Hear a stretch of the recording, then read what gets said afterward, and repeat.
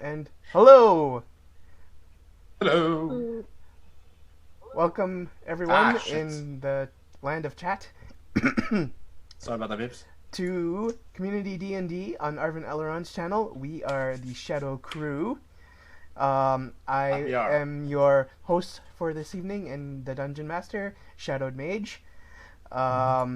Be sure to, if you're somehow new around here, be sure to check out all of Arv's stuff, which I will let Echo graciously go through, put it in chat, and talk about all Yeah, I the thought I was stuff. going to do the whole thing, including speaking, but no, I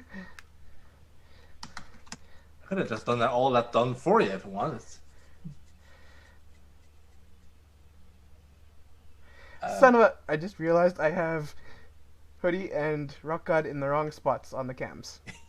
Okay, so want me to take over? Okay. I was like, oh, wow, I'm the second one down. Okay, that's fine. Okay, I'm gonna take that as a cue to take over. So Yeah, welcome sure, go ahead. welcome to Community D&D. It is day 10 of the Community D&D with the Shadow Crew. And I am one of the players, Echo_X5. And if you want to know more about the channel itself, just type in exclamation mark our things and exclamation mark R2 if you want to know, if you want to watch the previous recorded sessions of this campaign. Further down the line, we have the merchandise, exclamation mark our shop, and that's pretty much about it. And then we have also some very fun upcoming stuff here on the channel while Arv is out on holiday. Because, our good host, gracious host, Arv is out on holiday with his family up north, somewhere, probably be eaten by a bear, as something happens. Tonight it is Community D&D with the Shadow Crew, as you see before you. And tomorrow we're gonna have a special guest with us, with another mage whose name is a Shadow Mage, Oh, who that's will be right. streaming Owlboy. And as Arudinal was gracious to post in the chat, there's the Icarus for everybody who wants to support, wants to get some Icarus and Jungle Knight books. Beware, the pre-orders are coming to a close. I think they may have already been closed. I don't know, but they're coming to a close when, I don't know. So just watch some previous recordings of our channel and you'll figure that out. Shadow Mage is going to stream Owlboy tomorrow night around, let me have a look, around 2100 hours EDT. So that is 2000 hours CDT, 1900 hours MDT, 1800 hours PDT, and 0300 hours my time. That is Central European summertime. And what is then Owlboy? I have no idea. It is a game. Oh, it's a beautiful pixel art adventure game. Yeah. Oh, really? Kind of Yeah. Metroidvania, like, exploration What the based. peeps are saying. Oh, That's what Owlboy is. One of the most engaging parts about it is Owlboy himself is pretty pacifist, so he doesn't have any actual offensive moves. It's all about your friends. oh, no kidding. Huh. That's neat. Although I'm gonna have to say that Owlboy reminds me of what remains of Edith Finch, because there's a section in that game that you fly. So that's a nice little lead to it. But if you want to know more about Owlboy, I will just give me a momento. I have a link here for you, good people. There we go. There's a GG link for Owlboy that our good friend Mob and the world record holder for, I believe it was main tasks on Untitled Goose Game. He is the world record holder right now, Shadow Mage. As far as I'm Is aware. Shatter still? Oh, Yeah, Shatter is. Yeah. good for him. Yeah. But I know he was going back and forth with another dude. Like, he Yeah. would get it, and then some other guy would get it, and then he would get it. These are speedruns, people. We don't, But so, Friday is no streams. But Saturday, there is a very special stream coming to you all if you do exclamation mark JulyCon. That's gonna be benefiting the Octavia E. Butler Memorial Scholarship, which is, I have no idea. Pardon me for being oblivious, but yeah, I am just a regular on the channel, so. But it would have a D&D session starting at 2100 hours EDT, so that's 2100 hours ADT, 1900 hours CDT. I think it's at 8 p.m. EDT. Yeah, 2100 hours EDT. Isn't that 20? I am. 100? Yeah. Not 21? Whatever. Anyway. 2100 hours EDT, 2100 hours ADT, Atlantic, for those who lives there, because I know Tikanjan lives there. 1900 hours CDT, I know a few people who lives there, and 1800 hours for MDT, for Flayos and Lovelust, and I believe some other people, including maybe 2 here, although there's shifts all around, and 700 hours PDT. No. I might be mixing it up a bit. Let's say 1200 hours EDT, 1900. Anyway. No, that's correct. 1700 hours PDT. Yeah. They'll figure it out, Echo. Yeah. Be sure to check I like to be precise, I like to be informative, but yeah. There are numerous time zone maps all over the internet. Whatever. I like to get be precise sure to information. check out the JulyCon command in the chat, Yeah. which links out to a list of the events and their times. But the players and the DM will be GM, Will Sobel. Will Sobel, and then all of the Rick Riordan presents Himself, authors, indeed, and responsible Rick for Percy Riordan. Jackson movies. Yep. Sawachara, Kwame Mabalia, Yun Hali, Teno Kamajea, and Rick Riordan, as Shadowmage put out. So it's going to be one special guest list, people. Yeah, let me tell you, it's gonna be Percy Jackson big. here. It's gonna be big, and it should be good. Yes, Yep. Really neat stuff. this coming Saturday.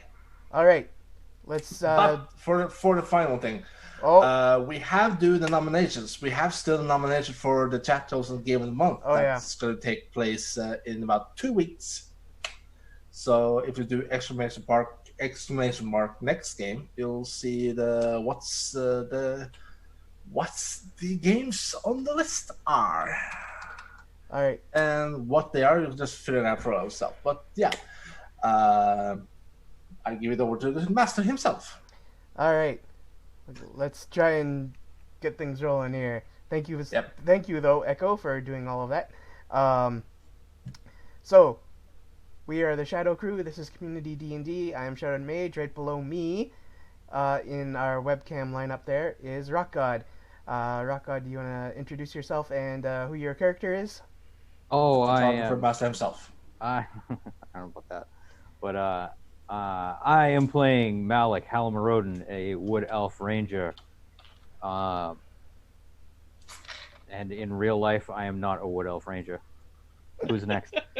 Down to Hoodie from Good to know. No Quarter _ TV. Gotta make sure I say the underscore. There's a lot. Yeah, hi, my name's Hoodie. I'm from No Quarter TV. Just like was said previously, there's an underscore somewhere in there. I'll leave it to your discretion. I play Isel Moltleaf, a Protector, ASMR, Pact of the Tome Warlock at 5th level. Celestial Warlock. I got so close. Anyways, I can pass that on down now. Yeah. And I'm, as I've said previously, I'm @alpha_x5. You can find me on the Twitter and Twitch. And I'm going to be playing Shakunas, who's going to get a very, very hefty change tonight. So, because of previous experience and recent... Don't spoil It's a surprise! Spoilers! No. Spoilers! No. I said change. I didn't say that explicit word. So quiet down. Otherwise, yeah. But yeah. Yeah. Put it that. And at the bottom, Trish, you You want to introduce yourself and your character, please? I am Trish E. Matson. I do podcasting on Skippy and Panty and the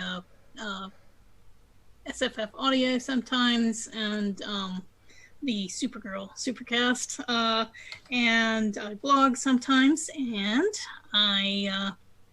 I'm playing Grace of the Refreshing Breeze, a Tabaxi bard. Many humans and others just call her Grace, but she likes to roll the R's. So I play a Tabaxi bard, and looking forward to tonight's session. Ah, great. And to just highlight Trisha Match for a second there, another SFF audio podcast came out on Monday. Right. So if you want to have a look at that, just check the link I just posted in chat. Ah, great. And with that, I shall say, the shadows are in the drift. All right. So, last time,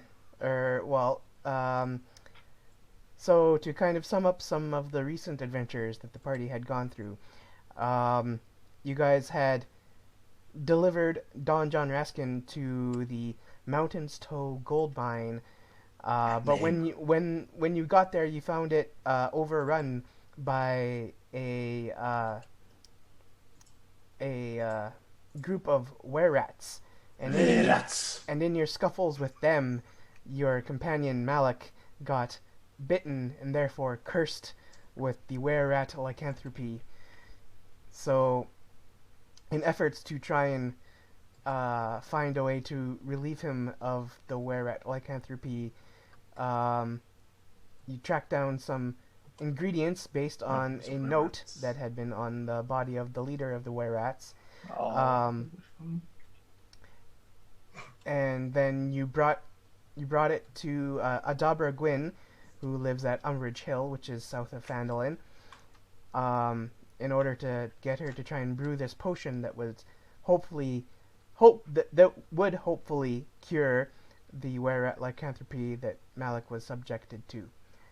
However, you found out that the potion would kind of just suppress the physical manifestation of the were-rat lycanthropy curse, but you would need to find some kind of something akin to a powerful cleric who could actually fully remove the curse. And you had just kind of finished dealing with Adabra, and there was a long rest, and then you were about to kind of leave from Umbridge Hill, and that was about where we left off. Anyone have anything to interject if I forgot anything important? No, I yelled at ghosts, Yeah. Oh yeah, there's the whole thing with the dwarven ghosts. and I packed their bones on my horse Yep. very haphazardly. Oh, yeah, that's right. Where are you going to bury those? I don't know. We'll find out. All right. There's no plan. The mountains. Since when do we ever have a plan? Just right. go as we go. So, I need my let's tools. kind of pick up from there then.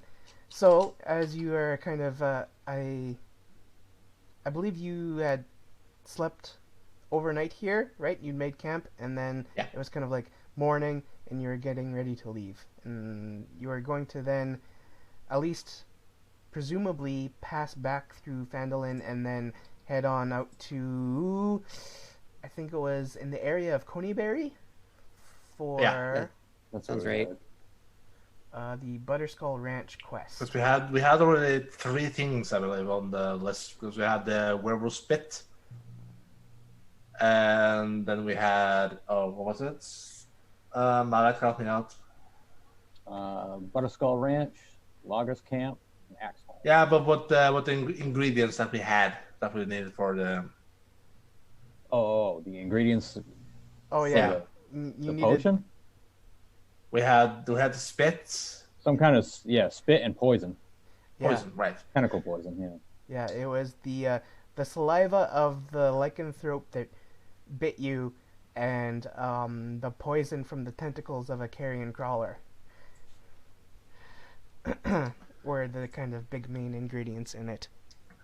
Good God, if you had killed a were-rat when you did. Yeesh. So, as you are getting your things together, going to leave from Umberchill to go back towards Phandalin, you see a cart kind of coming up the hill towards the windmill that Adabra lives in, and you see two figures kind of like riding at the front of this covered cart, and one is very short and kind of slight, and one is extremely large and burly. As it gets closer, you can tell that the one kind of like holding the reins and driving the cart, it looks to be a small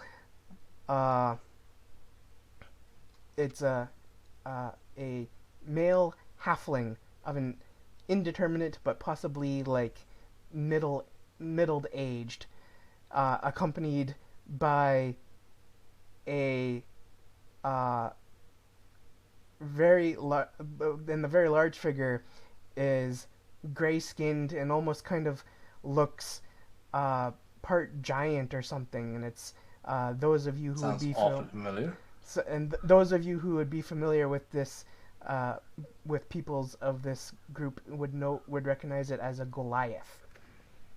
Oh, I'm gonna tap Shakunis on the shoulder just as I'm kind of like getting horses ready and stuff, and say, "Hey, keep your eyes peeled. We got company. I don't know if they're friendly or not." And Shakuna just go.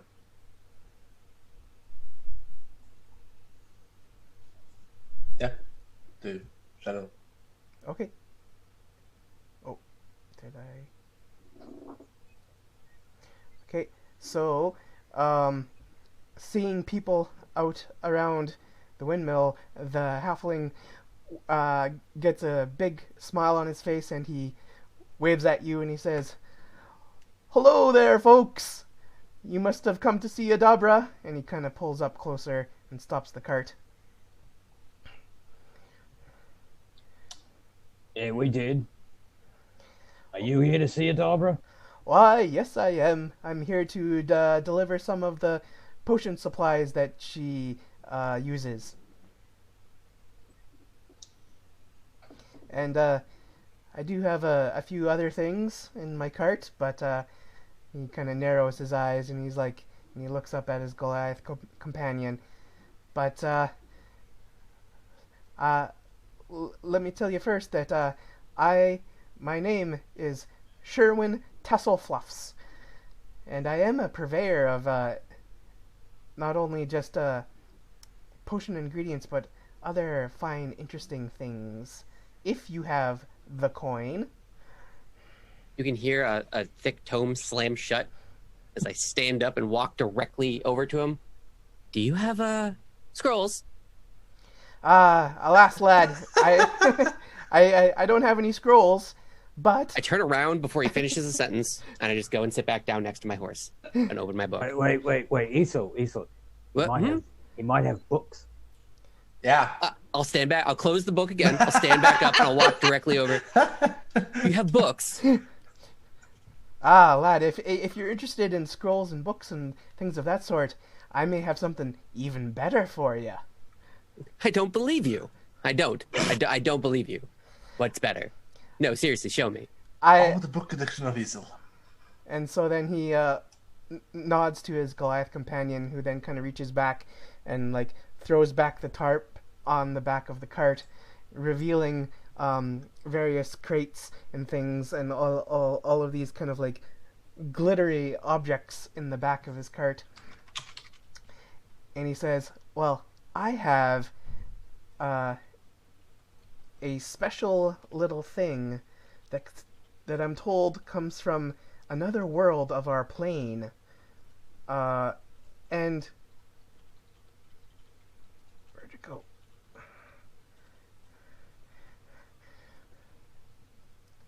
it is a magical shard of glass, and that and the one who uses it can use it like a book in their mind. What does that even mean? A book in my mind? That's what my mind is, right? Though, what? Huh? Show me? I'm told that you can store and remove information into the magic of the shard as if it were a book. Okay, I'm curious enough. Yeah, sure. Where is it? Can I see it? Can I touch it? How much is it? And so then he kind of climbs back into the back of the cart, and he reaches down into one of the crates, and then he pulls out this amber-colored piece of glass that then kind of has this dragon's head on top of it. So it's kind of like roughly rectangular, kind of about the size of like a large envelope. Has this dragon head on top, and like he kind of like lays it out in front of you, and he says, "This is a dragon shard from the world of Eberron. But it's only for people of discerning taste with the appropriate amount of coin." Yeah, okay, you don't need to upsell me or do any of this fancy salesman hoo-ha. How much is it? It is about 180 gold pieces. I just immediately take out 200, put it in his hand, and take the dragon glass shard. Okay. Deal. Of course. Well, I want to be studying this guy as he's talking to Isel, and I would like to know if he is jerking us around. all right, give me an insight check. Like if he's selling him a 50 gold piece thing for Yeah. a shitload of money. Dracuna's actually going to be joining him on that, as he's going to be just inspecting everything, just in case there's some. Where is my? Oh, there it is. Immediately just bring the glass up, and it's like I'm just poking my forehead with it, just trying to figure out how a book goes into my mind. I'm not casting Identify. I'm starting at the bottom. All right. So Can I do a perception check on this to just inspect the cart like thoroughly?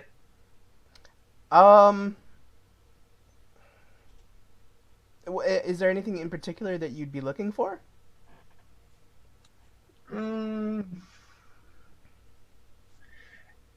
Anything magical that might give us an advantage in combat? Because right now I am the only one who has anything magical, the shock dagger right now. So Right. So yeah, you can give me that perception check, and I'll deal with Malik's result here. So Malik. Oh, I think he's being honest. Oh. I got a 10. I totally think he's so on the up and up. So Malik, as you kind of inspect him and gauge his character, you are able to deduce that he was probably expecting a bit of a barter, but he probably wouldn't have gone a lot lower. But like he definitely seems to be the sort that would barter. He's selling quality items at competitive prices. yeah, I got a 14. So All right. So, you are able to ascertain that kind of in the cart, there is nothing that is explicitly weapon or armor. It all seems to be kind of like, just kind of like Trinkets? trinkets and various little, like, not quite like artifacts, but like items of minor magic. And so then, like, Sherwin is standing in the back of the cart, holding these bags of gold coins that Isel has thrust at him, and he's like, "Ah, but lad, are you be wanting your change, or do you want I'm to?" sitting down, just poking my book with it. Are you perhaps wanting to hear about some of my other wares that I've collected along the ways? and then he kind of like glances around at the rest of the party. His eyes light upon Grace and Shakunis, and he says, "Ah, we have some a little bit more foreign folks. Have either of you ever wished that you could blend in more easily? I might have something for one of you." Blend in? Why would one want to do that? Ah, well, and you never know. There might be someone who is not so inclined to deal with unusual sorts, such as yourselves, around these parts. You never know if being able to change your appearance into, I don't know, one such as your blonde companion over there, might come in handy. And I'm then just stabbing a book with this shard. I haven't looked through it. I'm just like poking it and poking my forehead. So when you casually look over to me, I look crazy. Every time we do this, I'm just still it's always like a book addicted. I don't know. It's hilarious every single time. how about you, one from the Underdark? Does such a thing entice you? Well,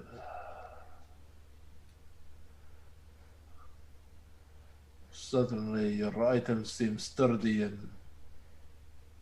and some seems very enticing. I'll give you that, but these that you showed our tabaxi here, this choker. Oh, you're being too ponderous. How about I just show you? He reaches back into the cart. He takes out something that looks like a thin silver ring, kind of about the size to maybe go around the neck or on the head. And then he opens it and snaps it shut around the neck of his Goliath companion. And then there's like a brief moment where there's kind of a shimmer in the air around him. And then instead of the Goliath, you see someone that could pass off as Isol's brother sitting on the front of the cart. Isol, you have a brother. No, I don't. Stop lying. It's just in a I book. never lie. I always tell semi-truths.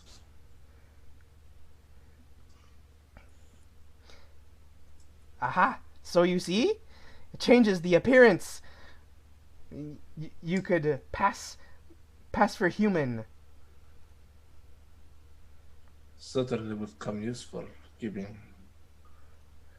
And he looks towards the side. It's like contemplating on a certain event in his past, and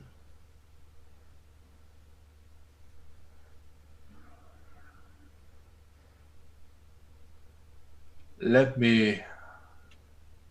And he walks up too close to Isol's brother. Yeah.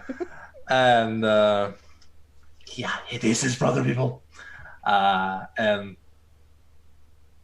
I should have it. And he takes out the gold coins in the hand. How much is it for it? Oh, for you, perhaps, let me see here. 275 gold pieces? How much were it? I still need to note down how much coins we ended up to take out for. Yeah, so. You should have around 800 of your own Yeah. personal money. Oh, All right. by the way, Grace, you can assume that you also have about 500 gold. Okay. Well, that's gracious. That's a lot more than 50. Yeah. But it pays off to be a bard, as Dima has once said. But yeah, he takes out the gold coins and hands it over, and or speaking to people, and what he has done, it is also known as a choker around the neck. And he takes it out and gives it to him. I'll have it. And for the first time ever since I joined, well, met this crew, and Shakunas has begun to look a bit shifty. A little bit suspicious. So, do you wish to purchase this fine item then? Do you not see the coin I have here? Take it now, give it to me. All right. Ask him how many charges it has. How many times will this thing work? How long does the effect last? You seem to be. I very was about trusting. to ask when you have stopped me. How many charges does this carry? Is it infinite? Is it 1 per day? Is it 3 per night? What? And Sakura seems a bit like speed it up a bit. As if something Well, might happen.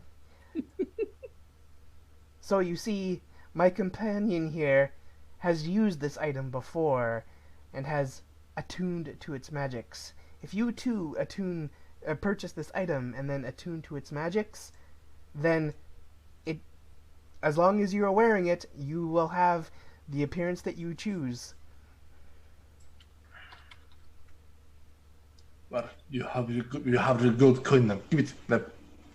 Come on. And then he nods at his companion, who reaches up around his neck and unclasps it. There's the shimmering light of the magic, and he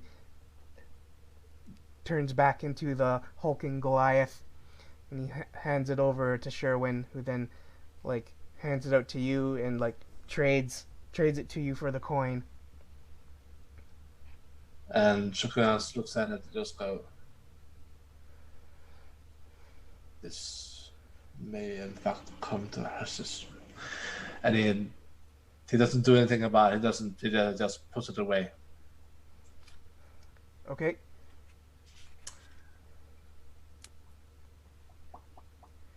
I'll started casting Identify on whatever it was that I bought, because I've given up trying to figure it out on my own. Okay. So I'm casting it as a ritual in the background. Don't mind me.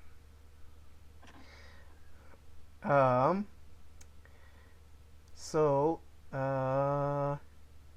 Was there anything else that was interesting? Because I've been trying to help out Richmond with the problem, so I've just kind of dabbled out of it.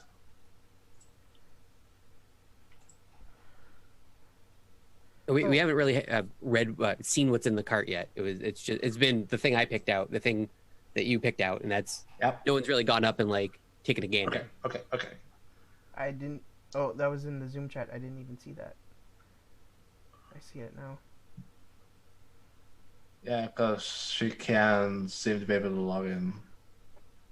Well, feel free to tell the issue yourself, Trish, if you want to, but Right. For those watching, I'm having trouble getting into Roll20 tonight. I can't log in, and when I try to email for a new password, it just throws me back to the login screen again. I wonder if it has something to happened. do It with has their happened 3 maintenance. times for her now. Yeah. So, I mean, We I can need a just roll. purify, people. We need a grace. I We get can a grace at the table every night. I can just role play off memory for now and Right. roll dice on the table just to get us through tonight. Sure. Yeah. Rather than I'm sorry that. slowing us down dealing with technical problems. Yeah. Sorry that you're experiencing that. Hopefully we'll try to get it sorted for next time then, and then we will continue with the physical rolls, and I have your character sheet all set up in Roll20, so Right. I can get any information off of that to you if you need it. Yeah, let's just keep playing and worry about that. I'll work on that offline. I'll just give it a mention in chat, just to make it a mention. All right. And so then. Yeah, and I tried that link that you sent me, Echo, and it basically says clear your caches and then email tech support. Yeah, I thought it might help. So So let's just bypass that, and Okay. I'll role play without a sheet. All right, we will proceed with that then. So then, Sherwin, the halfling, kind of then, after having now sold items to both Shakunis And Isol looks at Grace and Malik, and he says, "So, perhaps I may still have something of interest to you? Tabaxi, it looks like you carry some instruments. Would you be perchance interested in another?" Certainly, I'll take a look at what you have.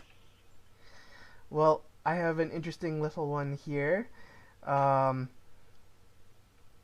What I am told of the enchantment on it is that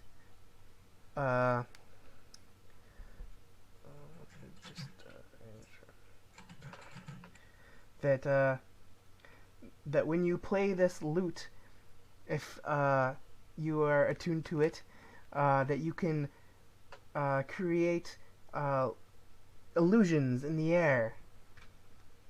Interesting. May I try it?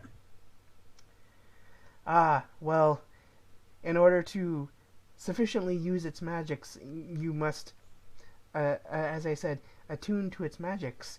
But this is a little bit more on the inexpensive side of my things here. It will only be about 120 gold pieces. Oh.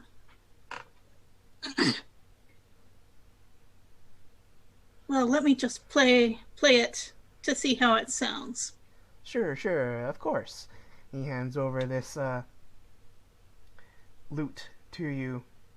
And it has kind of like these little symbols etched into it around it. There's like a snowflake and a butterfly and kind of a dancing figure and some musical notes. And he hands it to you, and he watches very closely as you go to play it. Right. So, do you want me to make a roll or something for performance? Sure. So, Physical dices, people. Tonight we have physical dices. where's Grace? We are going originality. Performance. And she scores a 20. Oh my god, ladies and gentlemen. At 20. Very nice. So yeah, with performance, that would be a 27. Dang. So He's even gonna though look up. you're not yet attuned to the magic of the lute, there is She is attuned. there's some shimmering in the air coming almost like off of the lute as she plays, as if it's almost trying to manifest into these illusions, but it's not quite there yet. And Plays the guitar solo from Voodoo Child. yeah, and the sounds coming off the lute are amongst like the most beautiful music any of you have ever heard. And Sherwin just kind of like goes slack jawed a little bit, and he's like, you know what? For you, a discount. I'll sell it to you for 80 gold. That is very generous of you. I would like to get to know this lute much better, and I will take you up on your kind offer. Deal. Give me the gold and it's done. Indeed. And I take out 80 gold and hand it over. Okay. I retreat and start playing with it. Okay. You seem to have several different things in your cart there, shopkeeper. Master, I do. I enjoy trinkets myself. I would like to see all of the things that you have in there. Well, let me see here. And he kind of like gauges you. He's like, I think I have a number of different things that might appeal to one such as you. And he kind of reaches back and he pulls out one thing. It looks like a quiver that's engraved, that has it is embossed with Elvish writing on it. And he says, "There's this quiver, which apparently can hold 3 times the amount of any normal quiver and stays weightless. Or perhaps and he reaches back, and he pulls out a small polished stone. Let me just make sure I have this description right. It is a polished agate. And he holds it up and it kind of glints in the sunlight. And he says, this is a stone of good luck. I'm told that it will help you in many of your endeavors if you are attuned to its magics. And then and he sets that one back down, and he kind of like looks over his things again, and he goes, And then he pulls out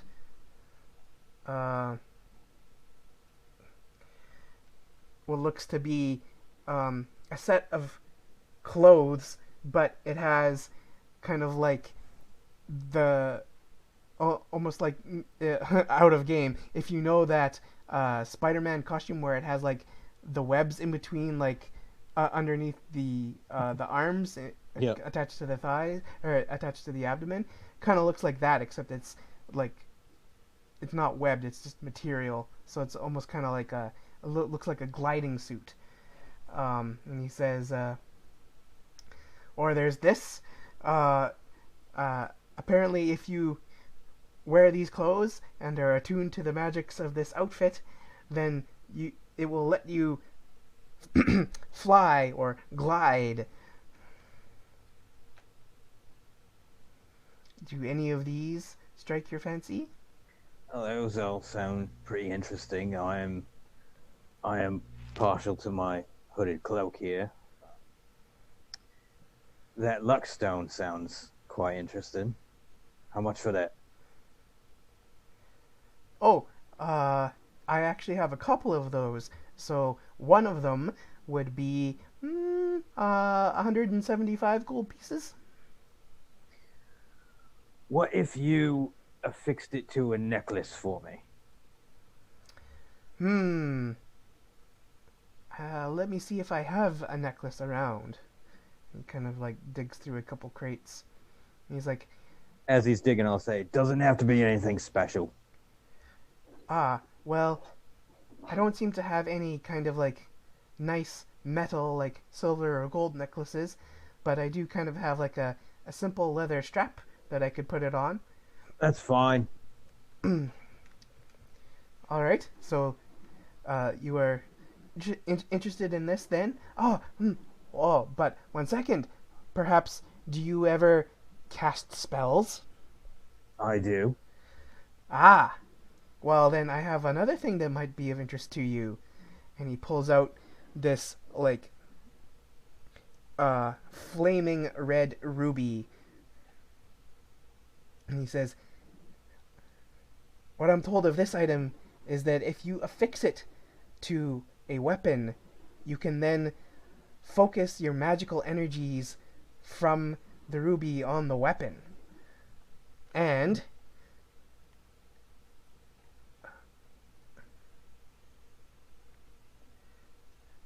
the ruby will not fall off. And I'm not entirely sure on this point, but I'm also told that it may empower certain kinds of spells. Well, that sounds interesting too. How much for that one? For the ruby, it is 100 gold pieces. And how much was the luck stone? 175? 125. 125. Yeah. How about you give me both of those with the luck stone on the necklace? 200 gold. All right, make a persuasion check for me, please. Oh, I'm not good at these. Well, there's always inspirations, but yeah. Oh, no, it's not so bad. 16. Hey, not bad. He contemplates for a moment and he says, "Deal." and then you make the exchange. Did he put the luckstone on a little Yeah. leather strap for it? Nice. Sweet. It's a sweet indeed. It was fine doing business with you, sir.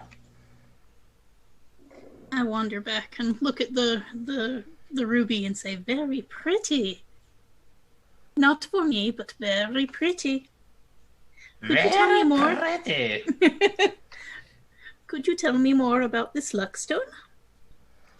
I have one left. You said you have several? Well, I have two more. One seems a bit different from the other two, one that I've already sold to your companion there. But I'm told that they were all luckstones. These luckstones,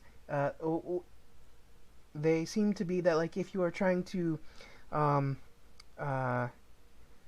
do something that takes skill, that these luckstones lend a little bit of aid to such things.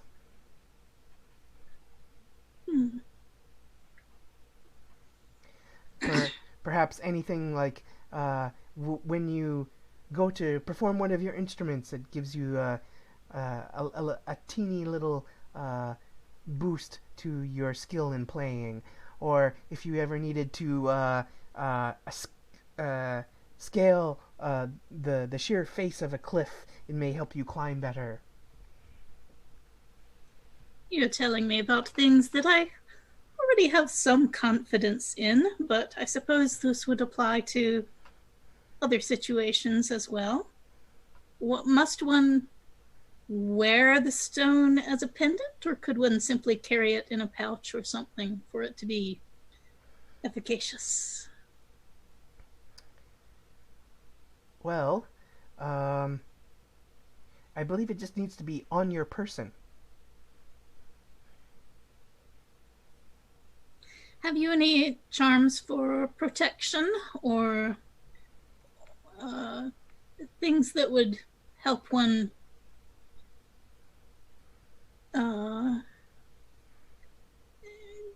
lessen unpleasant effects of certain situations? And he thinks for a moment, and he's like, not exactly. I believe the closest thing I may have to that may be this. And he reaches back into one of the crates and he pulls out what kind of looks to be like a moderately sized wooden disc that's embossed with the image of a feather on it. And he says, the only thing closest to that I may have would be this. If you have it on your person and you fall from a great height, that this will slow your fall and let you land safely.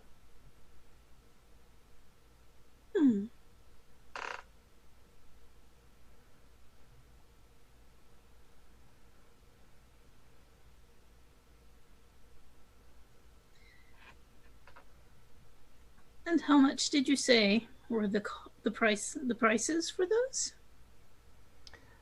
The luckstone was 125 gold pieces. This token would be about the same, 125 gold pieces.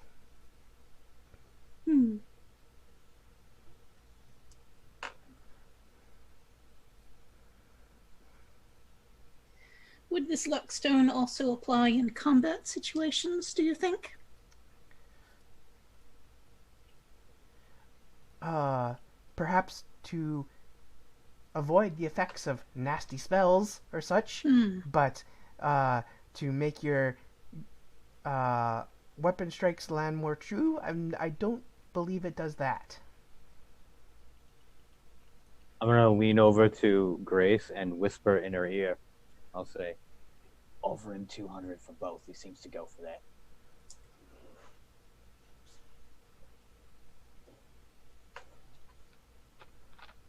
I lean back and say, but I don't want both.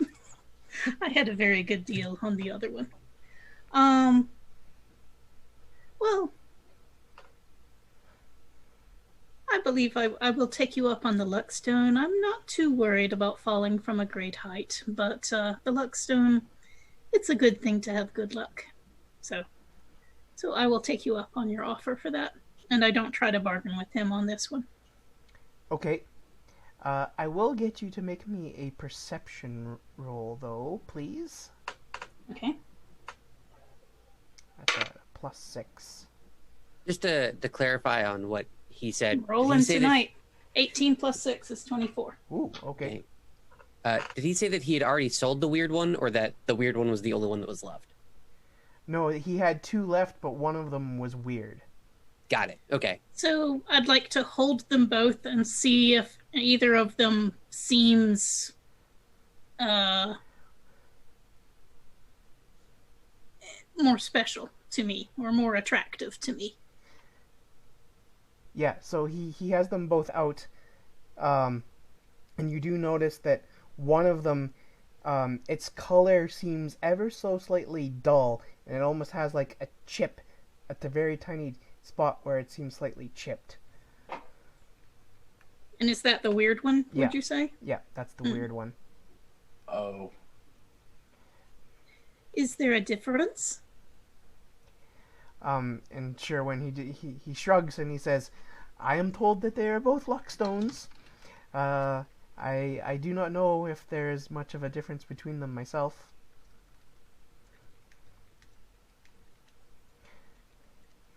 As far as I know, Are they both just basically pebbles? I mean, are they carvings of something or just they're stones? they would be like gemstones. They're agates. So that is kind of like a kind of similar to an emerald.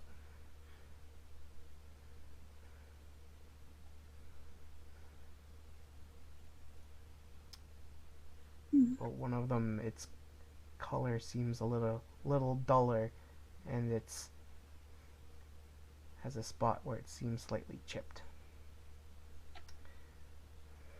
Well, I don't have any strong feelings either way, so I'm gonna say even, the prettier one, odd, the chipped one. Pretty. Give me the better looking one. Alright, so he'll make that exchange with you. So 125 gold for the Luckstone. Mm-hmm. Okay.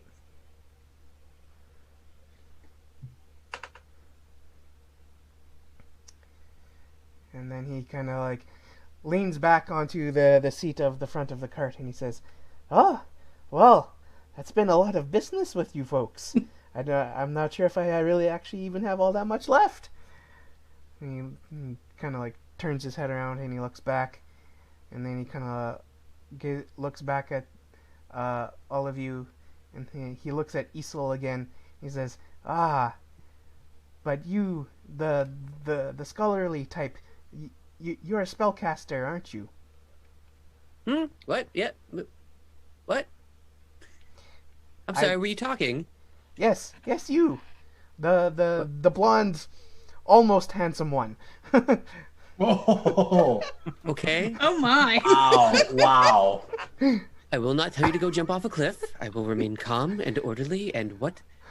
What? I think I have a ring that might be of interest to you if you are magically inclined, if you are of the spellcasting sort. I'll kind of stand up and close the book, pick up the dragon shard glass and put it in like one of the many pockets of one of the many robes I'm wearing, and then just kind of walk over. Okay. Please sell me. And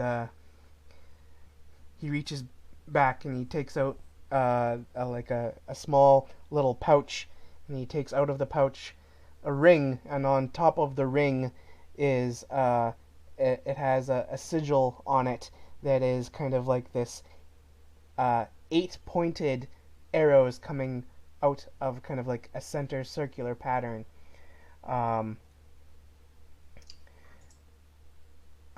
Make an Arcana check, because you may know what that represents. Okay. Yeah, character sheet. Oh, I am on spells. Where are we? How do I get off the spell page? There it is. Meanwhile, I'm carefully wrapping up my luckstone in a scrap of cloth or something and putting it in my belt pouch. Shakira is just is still expecting it to cart over the files of magical weaponry we can just use. All right, so a 22. You recognize this as the magical symbol for chaos. Okay, I'm immediately intrigued. Ah. My eyes will light up, and I'll kind of lean in a little bit, but I won't say anything. Um, I'll probably notice it and just go, "Oh yes, you want this." so he looks at you like dead in the eyes, and he says, "This ring, from what I know of it, the one who wears it and is attuned to its magic, you have 3 charges in order to cast some kind of bolt of magic that can take on one of the elements." Yeah, I'm bad at it. So you recognize that as being the description for Chaos Bolt. Yeah, I'll very, very softly. So, how much?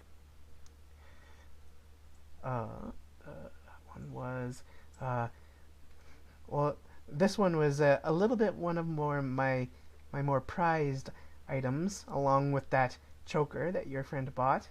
This one is 225 gold pieces.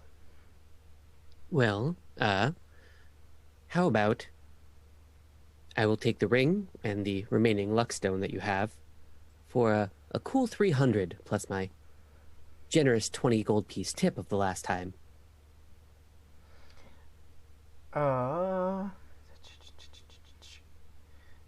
And he just contemplates for a moment, as if weighing over the decision, and then he says, I think I'm good with that deal." And then he hands both the ring and the chipped dull luckstone over to you, and takes your money. I also want to very silently kind of lean in and be like, how much for the quiver? The quiver? Oh, the quiver was 175 gold. I will also very, very, like, under the table fashion, give him the 175 gold and try to minimize me getting the quiver. Okay.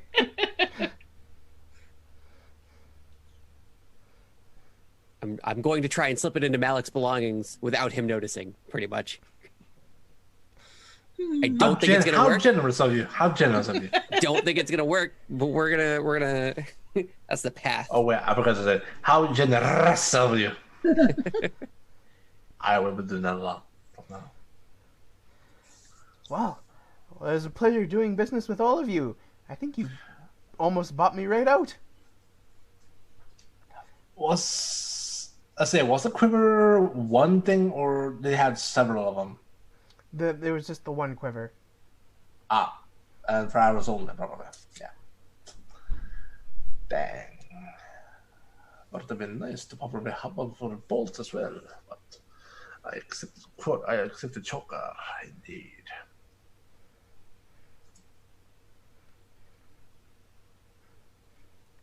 All right. Well, I assume then that our business is concluded. I would like to get on to my business with Adabra. If you would be so kind to let me take my leave of you and go deal with her. Shakira just nods and walks away towards the camp.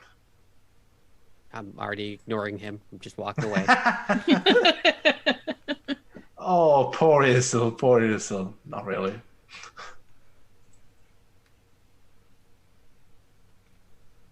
Well, would I be able to ritual cast Identify on the horse as long as I, like, it's not like a crazy amount of terrain that we're weaving through? Did you say identify on the horse? Yeah, like Yeah, there's like not while a lot. he's riding on the horse. Yeah, Oh, Cast identify on the horse. no, I'm not going to identify the horse. It's a horse. Cast identify while you're on the horse, Yes. not on the horse. yes. It's Ah, absolutely a horse. I was starting to wonder for a second. I'm sorry, I abbreviated my thought there. I didn't think that we would go toward. I'll identify the horse as well if I'm on it. I mean, might as well see if it's magical at all. Yes, you may do so. Excellent. So, whenever we start riding, I'm going to start identifying all the objects in my possession. Okay.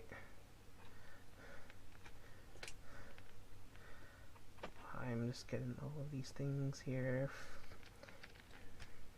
Instrument.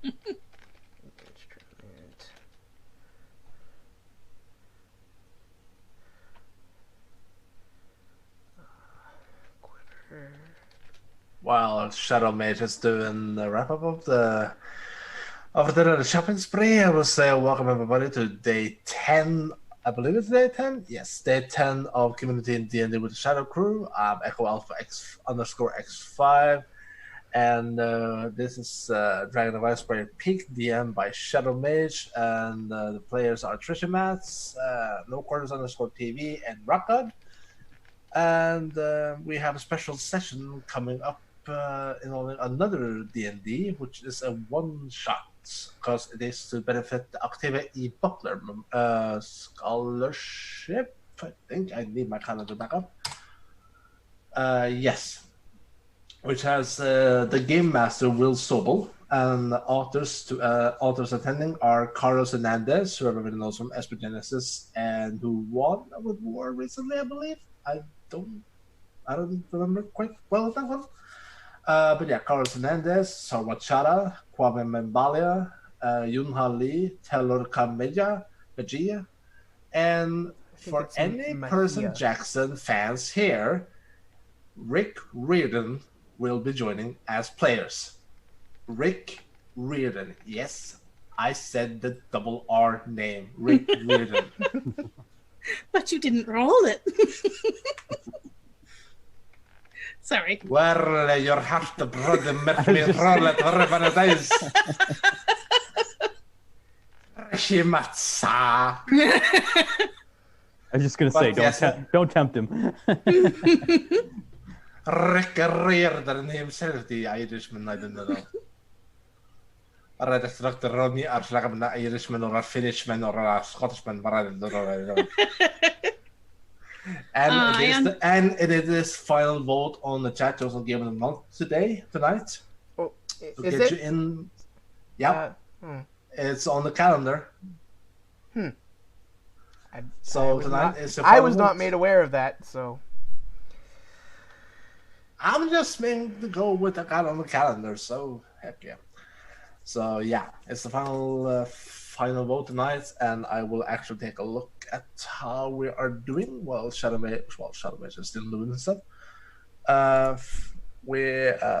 Whoa! Seems like King's Quest is making a headway with 2 votes ahead of Not Tonight, that is a nightclub version of Papers, Please, and Pathway.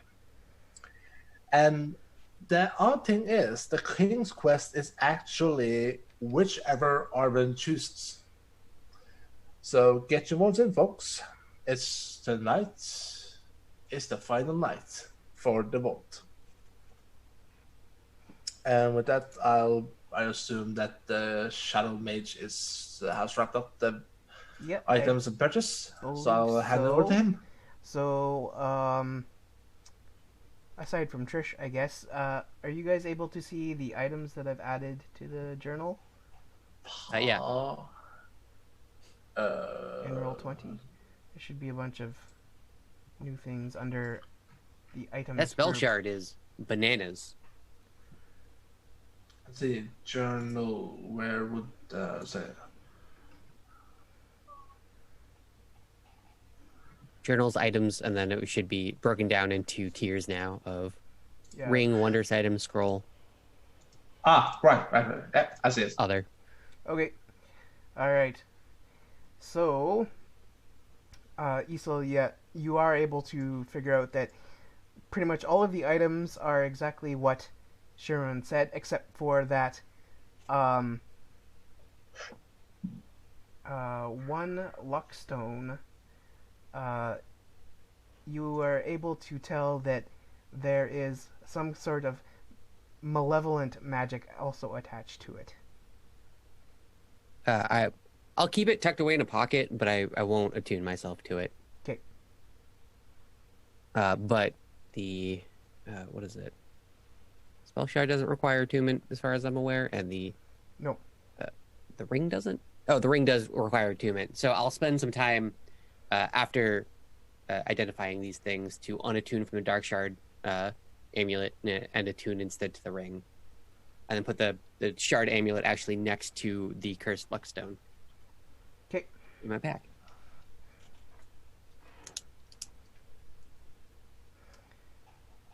All right. So the price. So Shakuna's paid $275 for the choker, right? Just so. For the I forgot to note it down. I'm a lousy writer. Oh Lord. I mean, that sounds about right.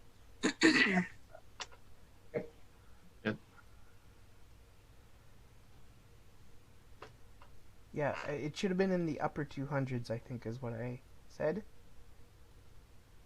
I gotta note it down. Okay.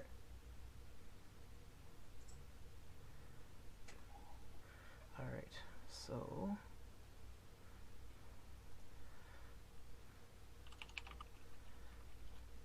I assume then we will be moving on.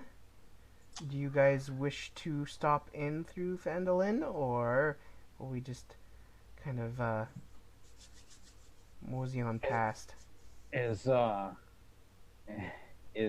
Isel riding backwards on the horse? Riding backwards? I'm not really paying attention. I could be. Who knows? Can make a roll on that? So as we head back, I'm going to sidle up to Isel. Say, if you face in the direction that the horse is moving, you'll have much better control over it. Yes, but if I sit this way, it's so less painful on the softer bits of life. Fair enough. I'm just kind of, because I have like the bones and like a bunch of things kind of piled up, and I'm leaning over them, like reading my book with like a kind of whatever I'm identifying / attuning to directly out in front of me. Reverse sitting on a toilet is what it looks like. It's not pretty or nice, but that's what's going on. So I appreciate your. I'm fine, but thank you. I do look a little weird now that I'm looking around. Okay. Noted. Yep. Oh, go on. Isel, we've known each other for a few months, right? Yes. It would seem that the last week or so has been more eventful than the last couple months put together. Well, most of the first months were just us camping, which was, horrible for me and wonderful for you. So True. Yeah. Those were really boring. This, at least we're moving back and forth and from place to place, and we have such a colorful cast of characters now. Right. How could it not be entertaining? I never asked you, but I always wanted to. You're very skilled in magic, and I have a bit of magic ability myself, as you know. Mm-hmm. But what exactly does your magic feel like? Well, I'll close my book and kind of run my fingers over the cover. My magic, you say skilled. I'm not.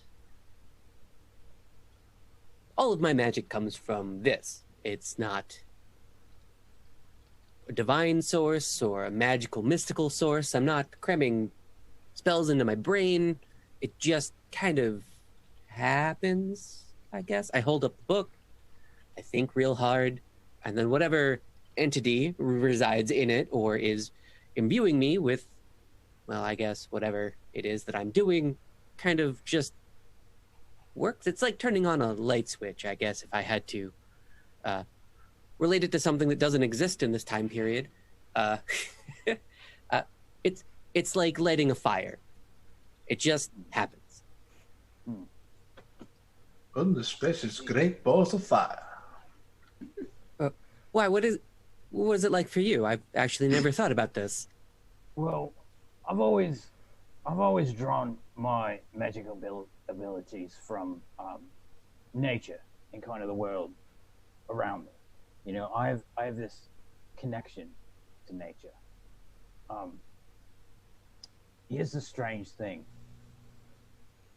That potion that I drank, I feel like there might have been some unintended side effects to it. Because in the last few hours, I feel my connection to nature has strengthened considerably. And like I know things now that I didn't know before.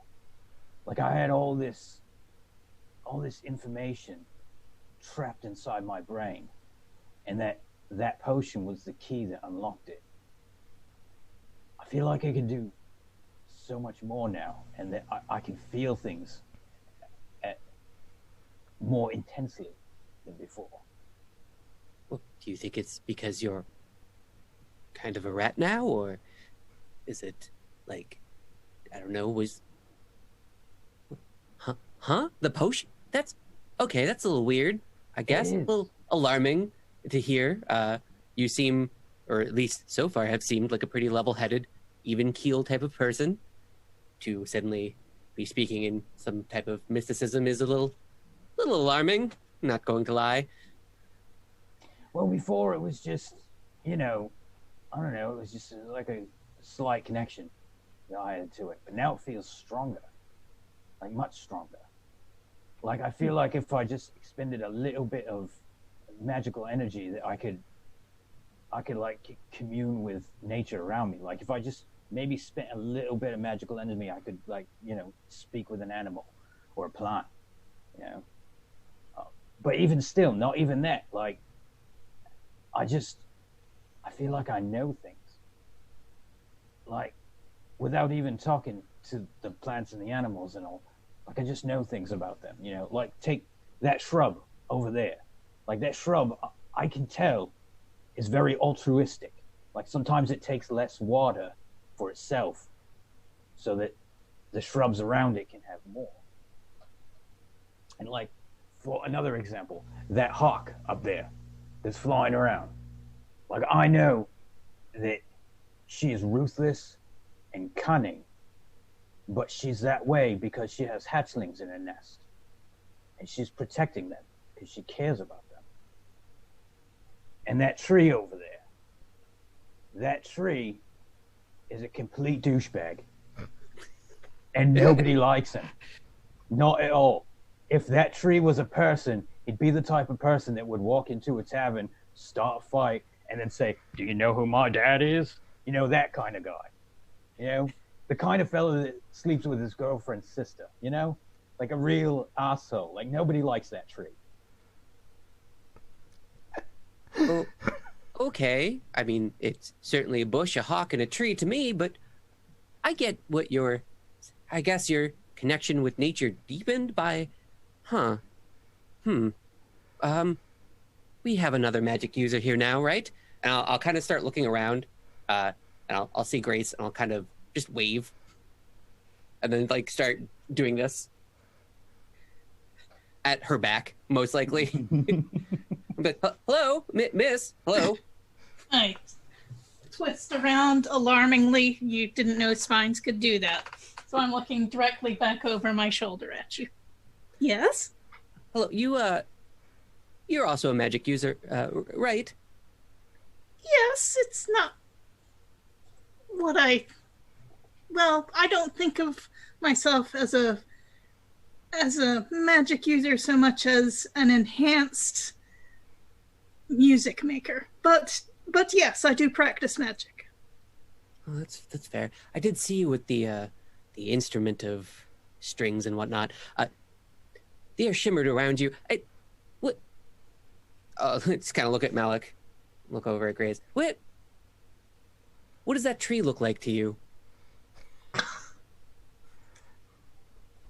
Well, it's a pine tree. It's a healthy looking specimen. Other than that, my family concentrated more on the game than on the forest that it was in, but you have to know something about the woods to know the creatures that live in it. But I mean, that was when I was young, and most of my life since then has been in cities. So I don't have a lot to say about the tree. I'm interested to hear Malik's perspectives on them.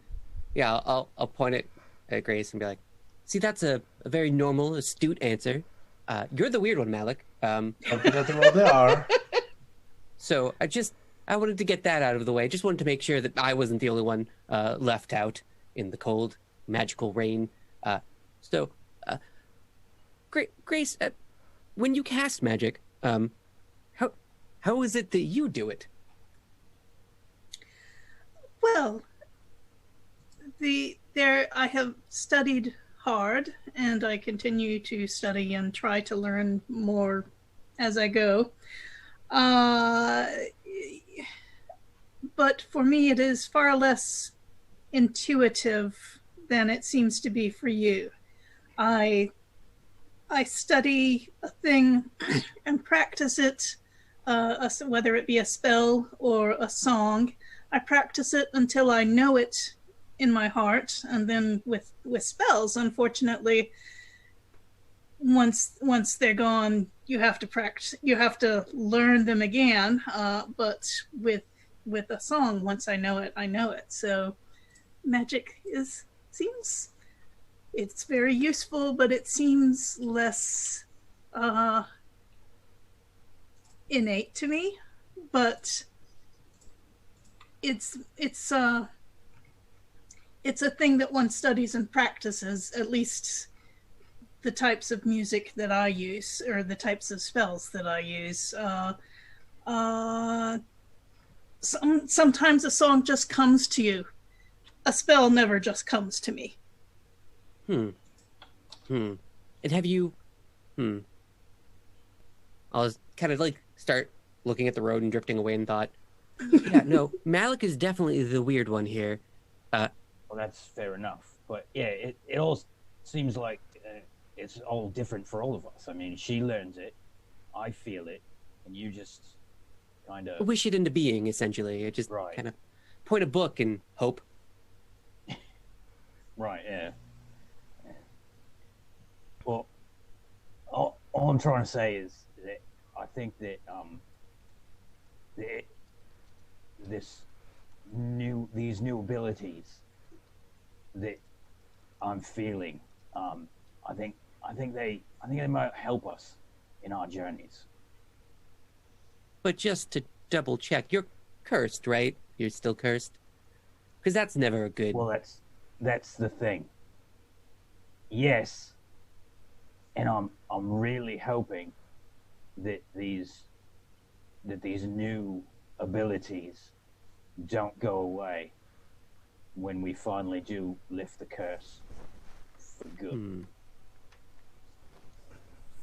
Okay, I see. Perhaps having felt this way once, you'll be able to feel your way. You'll be able to make your way back to that feeling, even if it is connected with the curse. Perhaps you'll be able to find it again on your own. I like your positive outlook. I do try. Easel's biting his tongue, trying not to say any mean things now. After it ended on such a positive note. There's nothing but negativity on my end. So kind of drift back off into reading as the very considerate of Isel.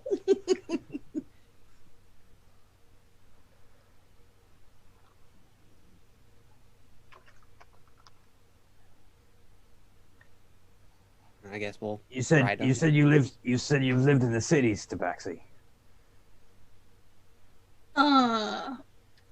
well, growing up, my family hunted. They they would hunt game for a living and bring it back to the cities. So when I was younger, I would spend time in the forests and then back in the cities again. But my study at the College of Verhoeven has been took a great deal of time, and so I would say I still know the forests, but I'm more familiar with cities, and of course, I do enjoy performing my music and learning more things, more music and other things from other people, and so more of that is to be found. More of my interests are to be found in the cities in general than out in the wilds. Yeah, no, I hear you. I've spent most of my life in cities too. I've traveled a great deal, but I'm originally from a city, which is funny for a wood elf. But I have a nice little cabin in Neverwinter Wood now, and I much prefer that.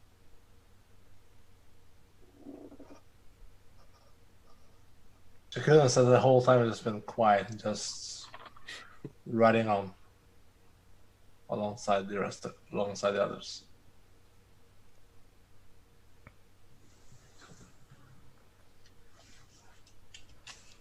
All right.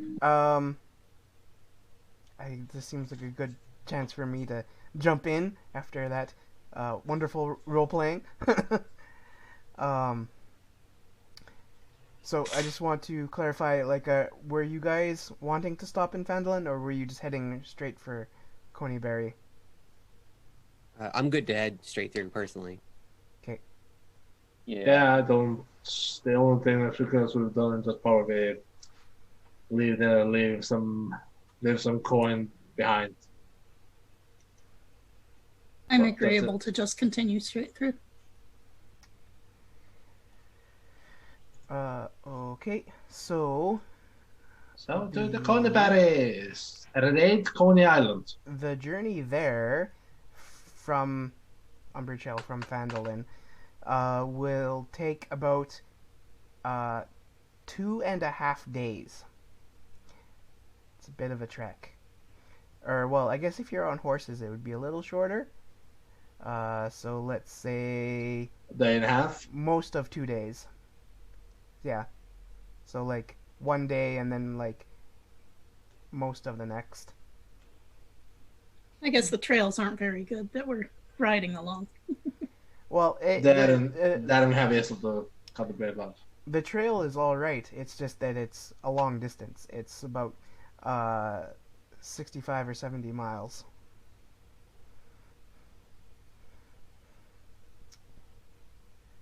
So,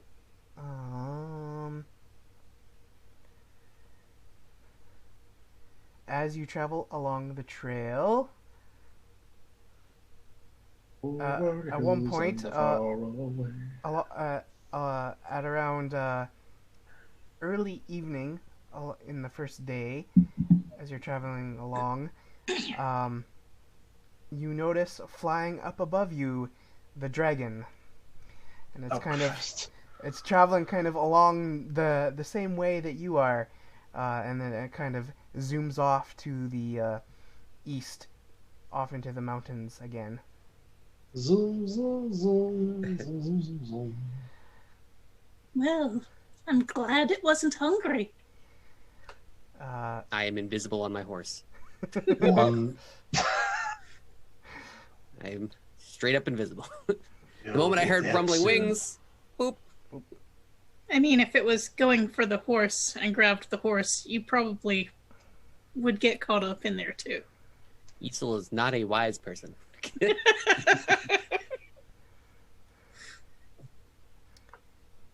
look back at Grace and go, "Yeah, we know that bastard." So, and then actually kind of when you're not too far past where the Mountains Toe Gold Mine would be, kind of when you're along the trail right around here. There is the thundering of many footsteps coming down the trail in front of you. All of you, please make a perception check.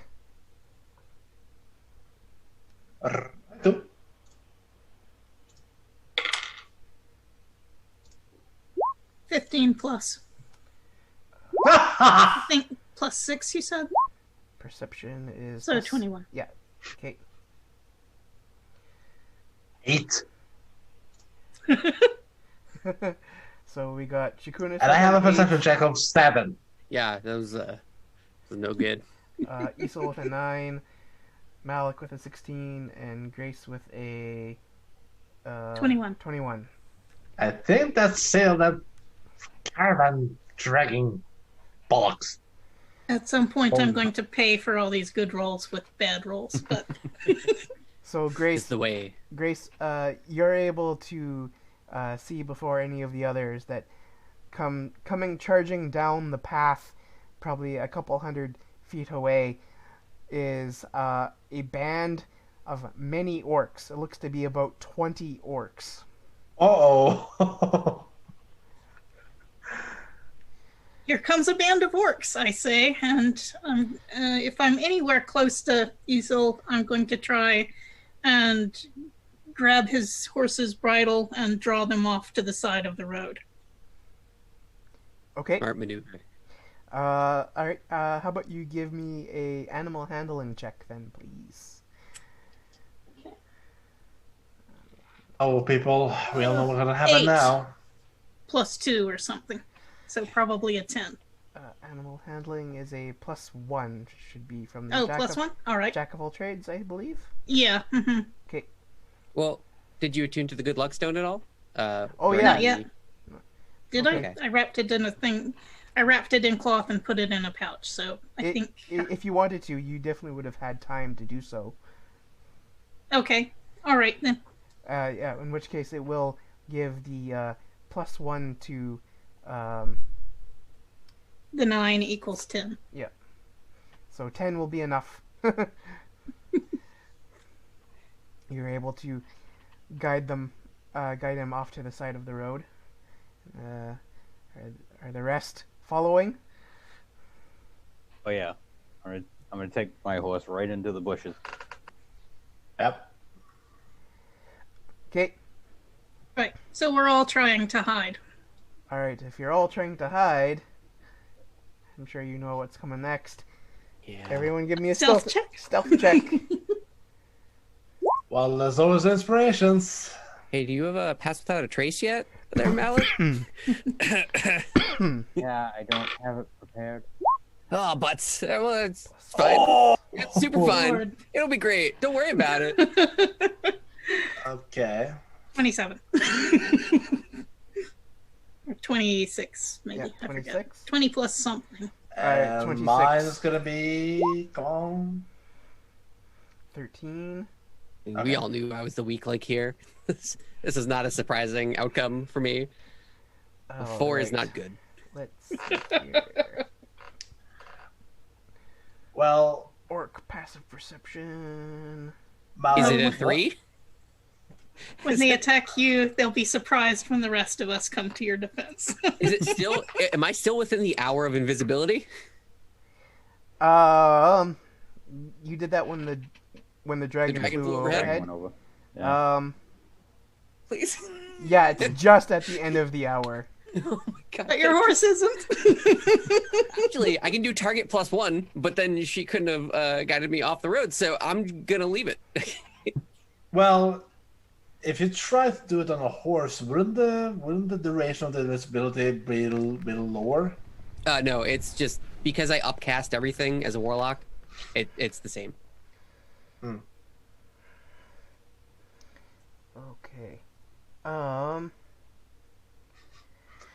Yeah, Rudenal, we're gonna need it Oh soon. boy.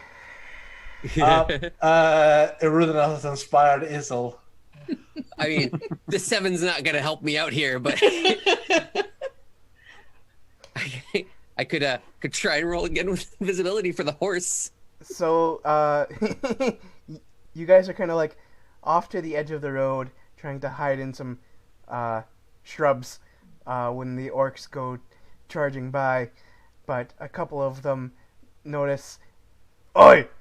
There's something in the shrubs over there!" And then they start charging towards your position. The moment that I see a group of them, I'm just gonna cast Hypnotic Pattern at them. Assuming they're clumped up.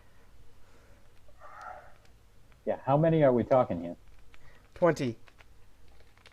All 20 of them? Well, like, Coming towards what? us?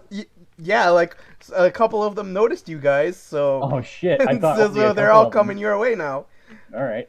Hypnotic Pattern. wow. Boom! Get out there. 30 foot cube. However many I can fit in that cube. That's happening immediately. And then I'm running away. I'm cluing everyone into that. And then I am running on the horse as fast as possible.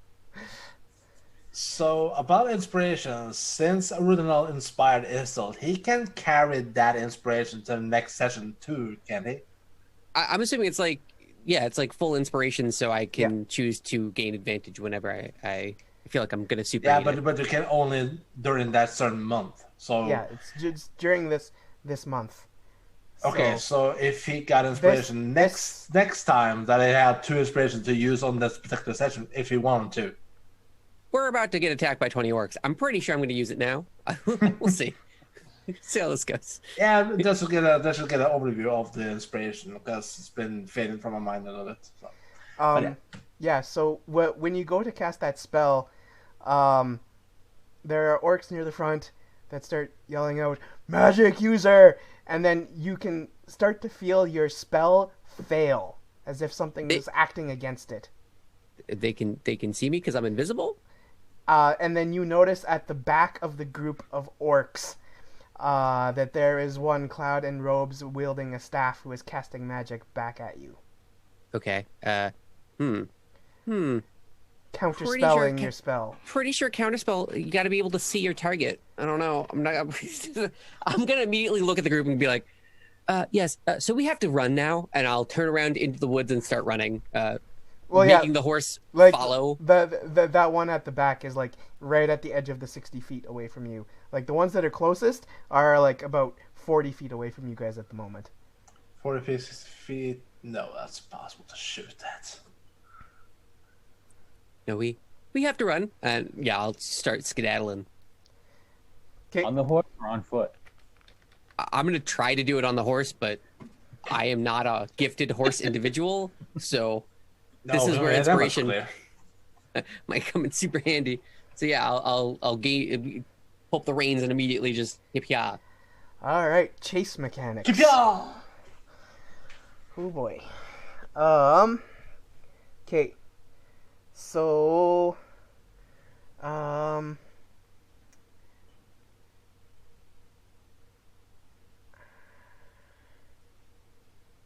where is this choker? Yes. It could. Did it have to have, like, oh my god, what was it? 1 second again, I gotta squish. It's like an episode of Stargate 1 when they had the spirits of foothold and they had some like things that put on and then transformed the individuals. Did the choker have to have certain knowledge of an individual to ascertain his form or something, or could it just be anyone he wanted to be? So it could probably transform into an orc for a moment to just try and elude. Well, it's specifically human. Ah, right.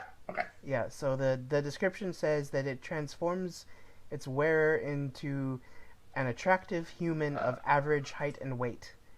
You may choose the characteristics such as age, gender, skin color, hair color, and voice. Yep. Your fundamental statistics and racial traits do not change, just your appearance. Yep. Okay. Oh, it was such a good idea just to be an orc and fight other orcs. Oh well. You can't have it all. I thought you were gonna change into an orc and then start chasing us. Like along with us. Yeah, well, why not? Just keep up appearances like Right, yeah. Hyans or whatever. And, that British TV show. All right. So the orcs are chasing you. Everyone, give me a survival check to try and make your way through the terrain while you're being chased. Oh, for Christ's sake! 14 plus. 14 plus? Oh my god. So 15. How am I or supposed to use 16. inspiration on that?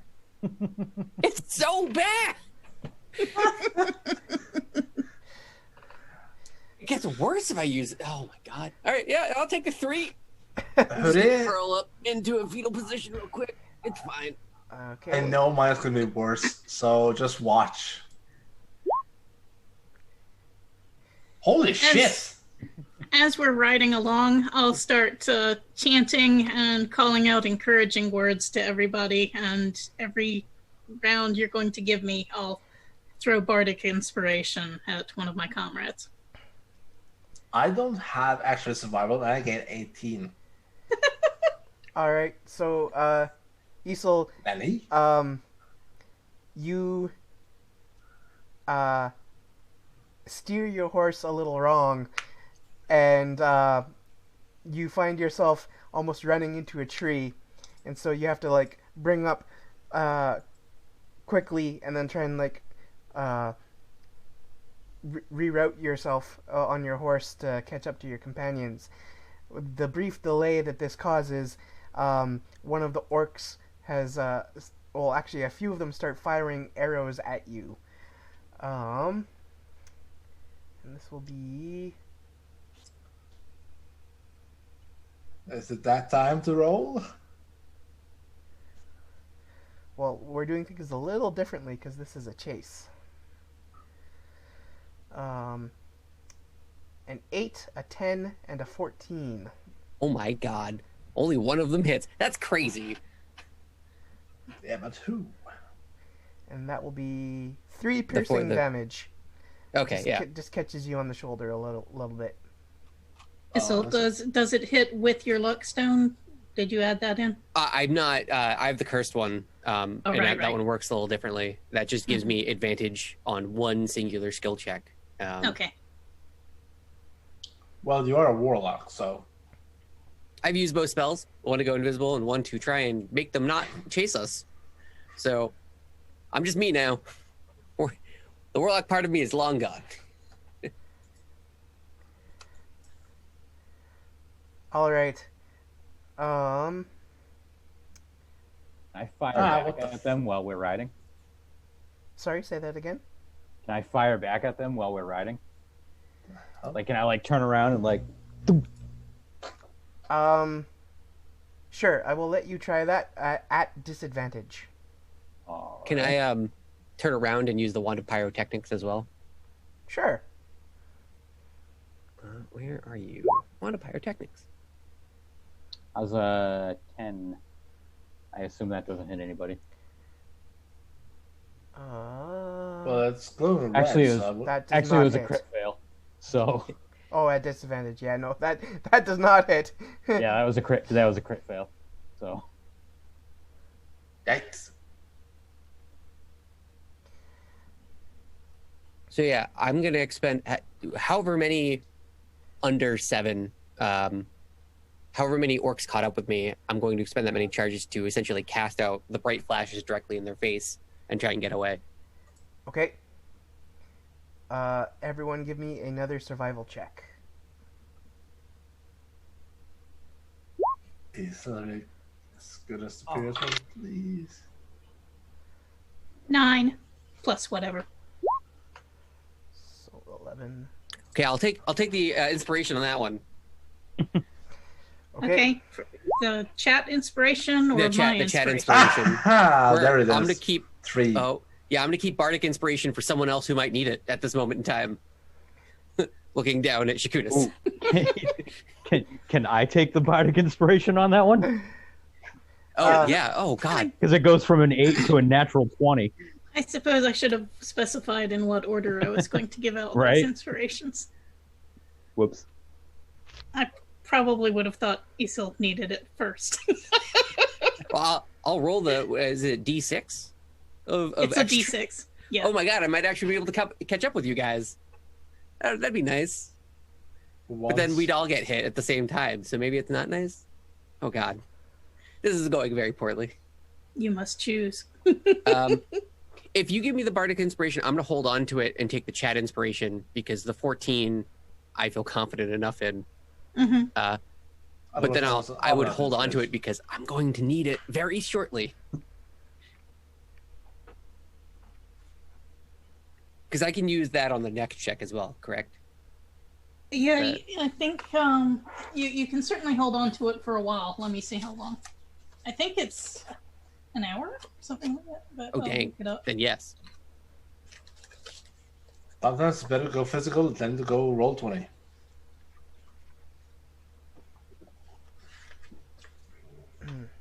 Anyway, so when Isil uses the wand of pyrotechnics, it blows up a lot of bright light right in the orcs' faces. It slows them down so that you guys would have made some distance, except for those rolls. So right now you're just kind of like maintaining distance. Bardic Inspiration lasts for 10 minutes. So Okay. not an hour, but 10 minutes is a pretty long time in a fight. Hip yaw the horses even more. Get us further away, please.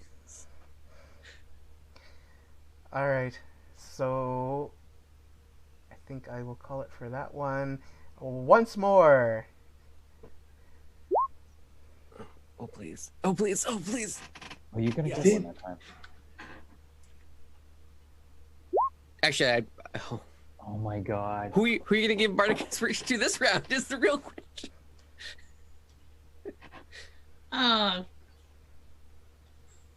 Let's see. Even, Rock God, Odd, Echo Alpha. Oh, sorry. Well, I Malik could- and Shakunis. Even was 4, and that was for Malik. You got a D6 on top of this. Well, I still have 2 inspirations, so who needs the most? That's metagaming a little bit. Yeah. Yeah, oh yeah. What? I'm not sure if I like party members being able to inspire each other. The Bardic Inspiration The works Bardic because Inspiration is fine because that's a game mechanic. Host inspirations, though. Yeah. Hmm. I'm the host. Oh my god, I didn't know that. So is What was that your, Bardic Inspiration being added to Malik then? Yeah, what is that? It's a D6.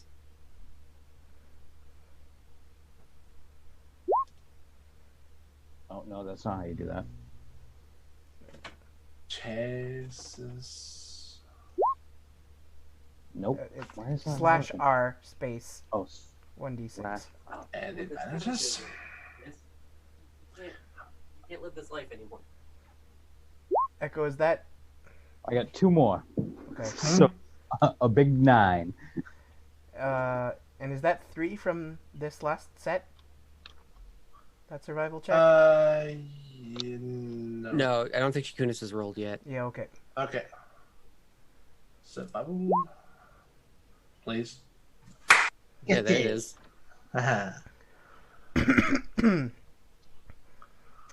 Okay, so the orcs seem to be slowing down, and you guys seem to be gaining distance past them to the point where you hear some of the orcs cry out, saying, might not be worth it, we should just continue on. And you guys are able to gallop away Mostly unharmed, except for Isol, who caught an arrow. Can I try and take it out without, exacerbating the wound? Yes. Okay. Yeah, I'll take it out and I'll actually cast Healing Light on myself to do a d6 of healing to me. Okay. The row of snakes that you have, Isol, couldn't you just use a snake to leave it behind to tangle with the orcs? Yeah, but you're essentially throwing away a snake at that point, where if you're in a melee-oriented encounter, not something that you can easily get away from. Like, if we were not on horses, a snake would have come in super handy, but Yeah, because we're because not, I assume that the it's just row of throwing one away. snakes doesn't have unlimited ability. It just has like 7 charges a day or something, or 7 Oh, it's charges 7 always. charges and then that's it. Like, it doesn't refresh ever. Ah, okay. So I have 5 snakes remaining, period. All right. So now that we're out of immediate danger, I'm going to start asking everybody. What Yes. What do you think Grace. those What do you think those orcs were doing? Where are they going? Where are they coming from? I don't know this area very well. Tell me what you think. Well, as we are heading towards Conyberry, we have been at Butterscotch Ranch, and I would surmise we did encounter the ox at the archaeological center. That is way further than southwest. I would assume these are a group of the orcs that we encountered earlier that were returning to the new home. As we were told, they have been a bit trouble with the dragon of late. Yeah. So, Wait, they have been having trouble with the dragon also? At one point, you guys would have gotten the information that the orcs used to live up in the mountains, but the dragon, when it kind of moved in, kind of pushed them out, and they descended from the mountains and have been kind of ravaging the countryside over the last few weeks. yeah. So, yeah, they are quite desperate, it seems, and there are no ways of trying to stop them in a suicide attempt of asking if they want to assist us, but then they're orcs. They're they're savages.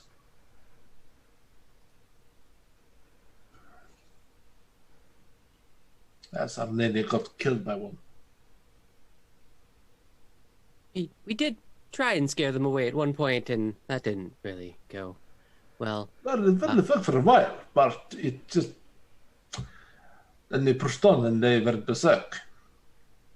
But yeah, they seem to have a beef with the dragon as well.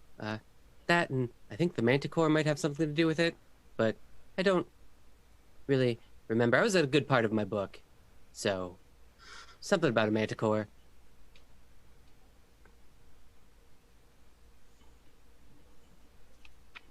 I'll just So drift back do we off just into- go on now, or do we try to find out anything more about these orcs? Well, they have a magic user, so I'm not really keen on going back there. That was horrifying to me, personally. Yeah, especially one that can cast counterspell. Yeah, I'm good.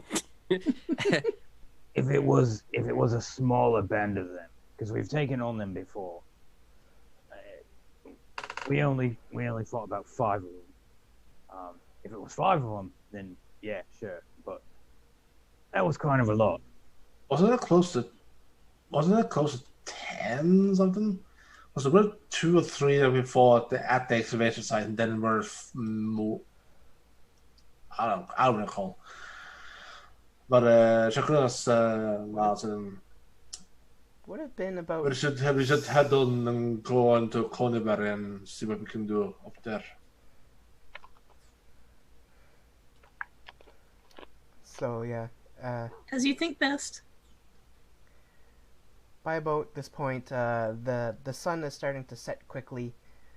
It will be night soon. You know that you won't be able to, like, it will take another, like, several hours of travel, like most of a day, to get to Coneyberry or the area of Butterscotch Ranch. So it would be advisable to try and make camp.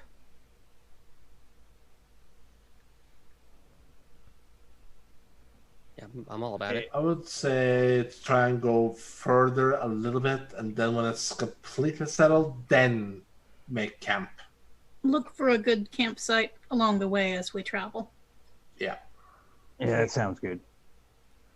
make the most of it. The most of the sun still that's settling down. So Yes. Okay. So Malik is able to find you guys a spot that seems like a suitable campsite. A little ways off the road.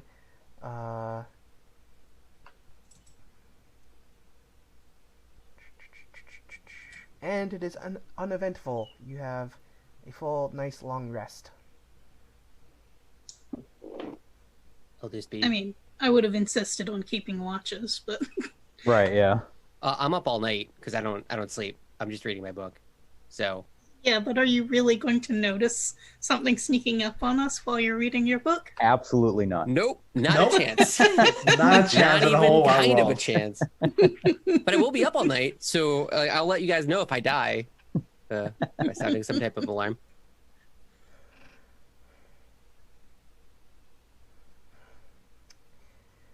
Yeah, I'll be up all night reading. If anyone else is doing watches, and kind of, I'll poke them awake at certain times. Okay. Right. Well, there are four of us. If we take 2-hour watches and if we rest for 10 hours, then everyone gets a full night's sleep who needs it. Sounds good. I only need 4 hours. I think Shakunis only needs 4 hours too. Yeah, and I can just meditate. Be a good time to check out some of your new loot too. Maybe get any of you who need to attune to stuff can attune to stuff. Oh yeah, that's right. I played my new lute very softly so that it won't keep the others awake. Okay.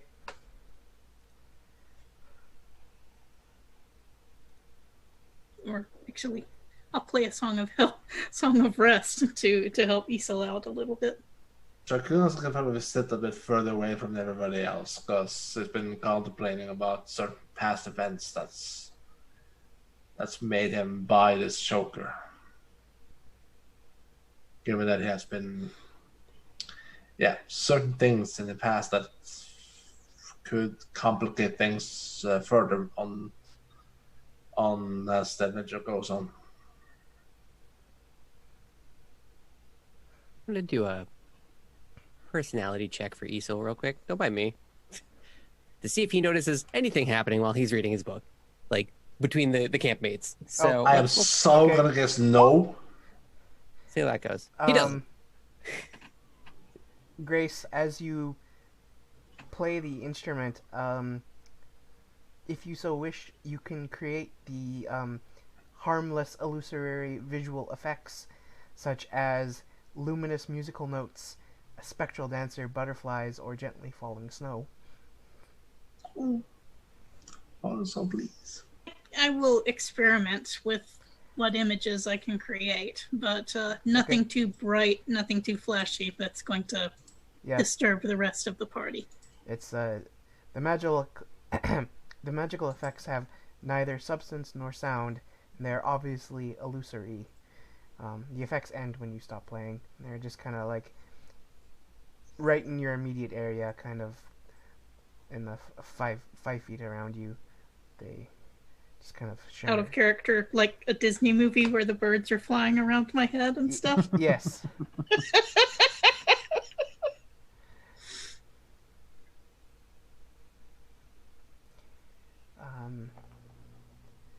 Reminds me of that flute that he played in Futurama. The holophoner. That's The what I was thinking holophoner, too. yes. Yeah. I was just thinking that. Oh, I feel so out of touch. Okay. So, shall I skip ahead to morning, or is there anything that you guys wish to discuss? Isel failed his fun checks. So, no, he's going to be reading all night.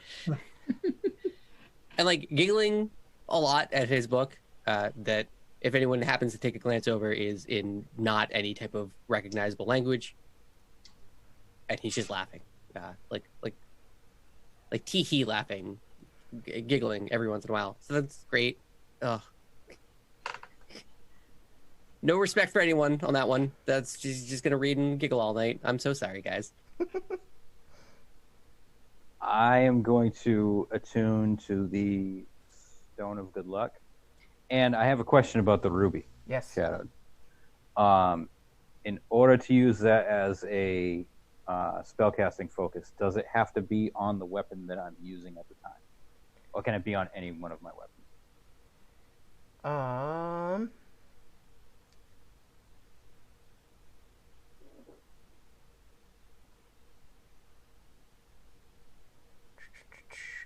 Wow. Yeah, that's gonna probably possibly attuned to the Joker.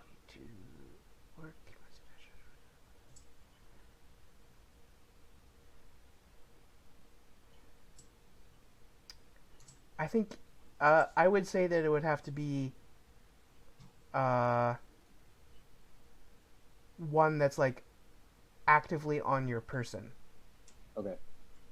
So like it couldn't be like stored away, but if it's like within easy reach. Yeah. Yeah. Because I do wear 2 swords on my belt. Right. So So, that yeah. would count? Yeah, like if you want to put it on one of the swords, but like even if you're using like the bow or The whatever, bow, I okay. think that would be okay. Yeah. At some point during the night, I did forget about this. I do want to try and replace Malik's quiver with the magical one Okay. without him noticing. Wow. If you wait long enough, that's fine because I'm gonna rest. Yeah. So I'm gonna attune to these items. I'm gonna press the ruby into the black pommeled sword, and then I'm gonna meditate.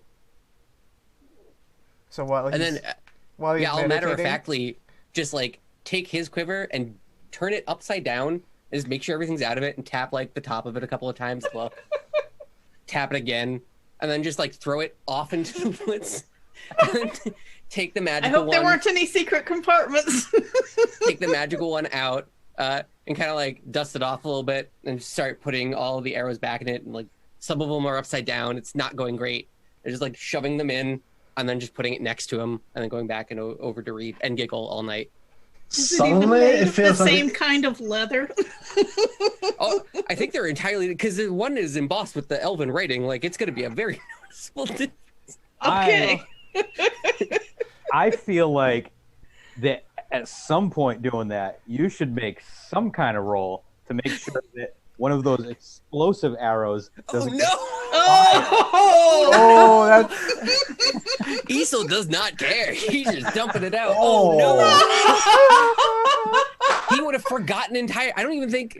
Did you tell anyone that you made explosive arrows? No. Yeah. Yeah. So Oh, Isel's did I? just dumping that boy out. What?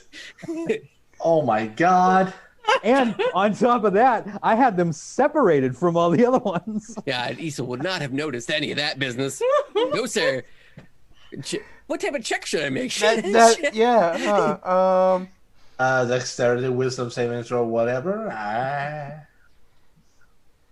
But one thing is for certain, that Isel is no longer an Asimov. He's a hobbit. He's like the Pippin of the party right now. Be kind to me, DM. I'm just trying to roleplay my character well. Please, have mercy. Sweet, sweet mercy. So basically, it's I think we've decided on that he doesn't notice it. So it's a question of like when he's like manhandling all of the stuff. So yeah, just make it like a straight dexterity check. Okay. It's pretty fair. I can roll that. Oh, okay. I get the feeling this is going to be like MASH 4077. The mines will go boom, boom, boom, boom, boom, boom, all over. Yes. Success. Wow! That's pretty good. I made it. You're lucky. That's luck. That is When luck. you really needed it. You got a good roll. 630 save. Oh That's well. that's some serious I think that's compensation. probably fine. Let me just double check. Diesel character sheet. But I put them in without looking, so they are no longer separated in They your, are all mixed up now. in your quiver. Oh, I'm so boy. sorry. It's going to be random explosions. Roll a wild magic surge every time you shoot an arrow. No problem.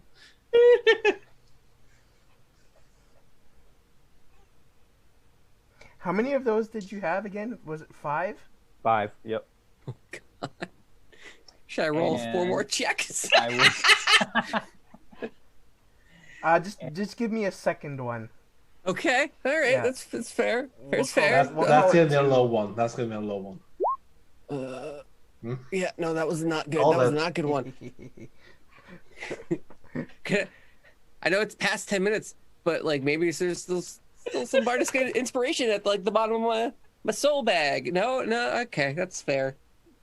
I wouldn't have minded actually. Oh goodness. Yes, goodness gracious, great balls of fire. So as you're shoving all of the arrows back in, one of the arrows pierces like the little bag of black powder that's attached to another one, and it kind of like puffs up a little bit in the air. It won't explode, but it does get in your nose, causing you to sneeze uncontrollably for 2 minutes. Okay, yeah, and I'll roll with that. And then you will Easy have sneezy. a fine covering of black powder on your face, so you might want to avoid fire sources until you clean it off. Well, yeah, I'm gonna prestidigitize that bad boy away almost instantly. Oh, you could have said it as well. It was your stealth camouflage. No, he still can't handle being dirty, so he's got to be that habitual clean face man. Oh man. But Okay. the little bag of black powder that's attached to the one arrow that did get pierced and kind of got up your nose, there's still enough left in the bag that like it's still usable later on. Oh, For- so I didn't ruin one. You didn't Okay. ruin it. Yeah, you just yeah. No explodey. It doesn't really make sense because it would need to be like activated. They could have fallen out and fallen into the fire, and that would have been fun. Yeah. I'm glad I didn't roll very low. So I have 5 of those, and I have 32 regular arrows. Okay. If I've done my math right, that's a 1 in 6 chance of grabbing an exploding arrow without knowing it. And I will absolutely roll a 1d6 Okay. every time I fire an arrow until the first one goes off. I don't know. You seem pretty perceptive. I think you notice if you grabbed one, but if that's the way you want to do it, I mean, I'm happy to do that. But with those hijinks aside, that is it for my long rest. I'm good. Reading, giggling, and then almost blowing the entire party up. I'm good. I feel like I managed my night pretty well. Well, to give my comment about the arrows, I didn't actually see that. You know, you have the standard arrow, the arrow on the top on a normal arrow, but when they have the exploding one, it's like the arrow, but you have like a small cylinder around it that has the powder, black powder, the gunpowder. Yeah, they got little And then- bags with wicks coming out of them. Yeah. Yeah, it's just a little bag, like that big. Mm-hmm. A little wick coming out of it. So But yeah, actually, so the- Shadow, you're probably right. Malik would probably notice it if I pulled it. Yeah, You're right. I probably would notice that. Yeah, you probably would.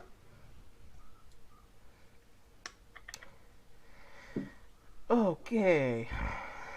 So Shakunas notices it? I don't think so, but he's sitting a bit far from the group, like alone and contemplating, Okay.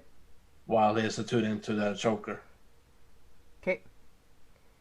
And then kind of after about an hour or so of attuning to the choker, you kind of get this image in your mind of this kind of somewhat average looking human, and you get the sensation that you can kind of like customize that appearance, voice, how you wish, and you can change your appearance into that of that human that you have in mind.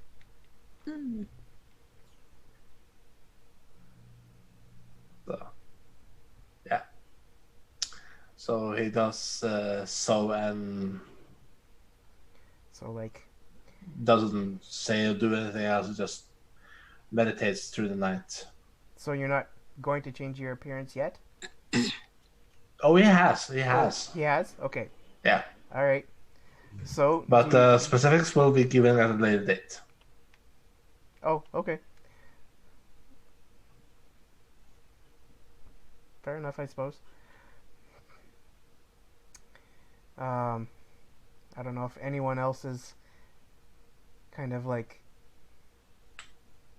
up and glancing around the rest of the camp to notice that Shakunis is now looking like a human. No, they was actually. Does he still smell like Shakunis? Yes.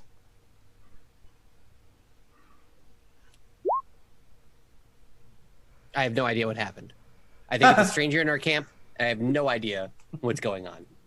I'll look up every once in a while, but I won't make any note of it in my face. I'll just go back to reading. But I will think that Shakunis is gone and there's a stranger here. Okay. These rolls tonight are not good. Well, they had their ups and downs. I absolutely know it's Shakunis. 100%. Yep. Right. Yeah. It's basically like just his appearance that is different. Like the fundamental ness of him is still Shakunis. Oh, you'll be surprised. Okay. That concludes the night for me. Well, for Shakunas anyway. Okay. So next day, continuing on along the trail. Sound good? I'll lean over to Malik at some point. Who is the new person? Where did Shakunis go? That is Shakunis. No, no, that is a human being over there. It's not a whatever it was the Shakunis was. Elf. Can Shakunas listen in on the conversation? He is Yeah. actually. Yeah. So It was a drow. Yeah, they're like underground elves. So I got it right though. An elf. as they are, Mhm. Well, I'm. You can ask me directly if you want, but You're a stranger. I don't know you, which is why I didn't talk to you. Which is why I didn't talk to you. well, your courteous did not ask me that question. I don't know. I don't know who you are, and I'm a little worried because like one of the people I've been traveling with is just magically gone, and you're somehow magically here, and that is quite frankly worrying to me personally. Did you kill him? Did you eat him? What happened? Are you wearing like his skin? Are you a hunter? What happened here? I'm turned around just staring at Isel, wondering if he can possibly be serious or if he's trying to pull Shakunis' leg. And Shakunas just gives a serious like. If Isol is behind him, he doesn't care. He just looks straight ahead. And if Isol is ahead of Shakunas, it just goes a sort of deadpan stare. Well, find out, because you never will know, will you, Isel? I mean, I can wait till you fall asleep and cast Identify on your body. I don't mind doing that. That just seems like a lot of work for me personally. And but use a sense of smell. You know who I am. I don't really use this whole part of my mouth, nose area, face. I mostly use these guys right here, these peepers. I trust them guys a lot. You are not that guy from previous. I'm just a little confused. Malik, help me, please. What's going on? You say you use only your eyes, so that's so. From all the books you have read, you have learned absolutely nothing. Well, I mean, the ones in here, mostly comedies. There's occasionally the dirty book, but it's fine. Mostly, it's nothing too worldly is in here. To be fair, it's just very interesting from time to time. You are one of the weirdest ASMR I have encountered in my life. That's fair. Well, once again, Malik, who is this? Isil, I think perhaps we should call you Silly. Oh, okay. Silly Wordplay little, noted silly and little, appreciated. Easily. Hold on, I will. That'll be better. With enough goading, let's see how if he does any better. No, he won't. He'll squint. He talks like Shakunis. I don't know what happened here. I'll just open up the book and start reading. So he bought a like a necklace thing that changes its appearance. That's what it does. Oh, that's what he got yesterday. Right, Oh. yesterday. Yes. That's right. And I so, forgot about yesterday. and so, Shaguna just laughs.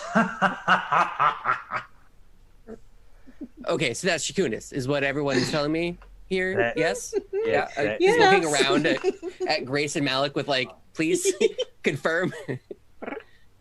Okay, Only all right. if you let your mind think it, Isel. If you Noted. can let it. Noted. Nice to see you, Shakunis. You're looking lighter, I guess. And gonna Shaguna doesn't care anymore, just stares ahead and just keeps on riding his horse. I'm gonna tap Ethel on the back, like, "Good job, buddy," and then I'm gonna shoot Grace a look and just roll my eyes as hard as I can. I don't like interactions. We all know this about me. Okay, I'm You're just gonna have to say it, but sometimes I feel like Isel is like the group's, it's like the party's pet, and not Okay, an actual ow. character. Ow. I think Isel is a great character. Thank you. Isel Yes, is he a great is, character. but What are you sometimes talking it feels like he's a pet. Like, but no, he's a great character. Don't You misunderstand me. You gotta work in comic relief well. It's like a fine marinade for your steak. A marmalade. But yeah. Well, now that's all sorted out, should we head on? And Let us ride. Sure, I guess whatever. I just gonna read for like 4 hours. Don't mind me. And I will tune out.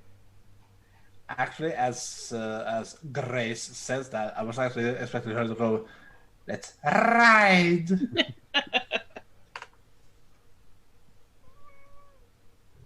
Yes, that too.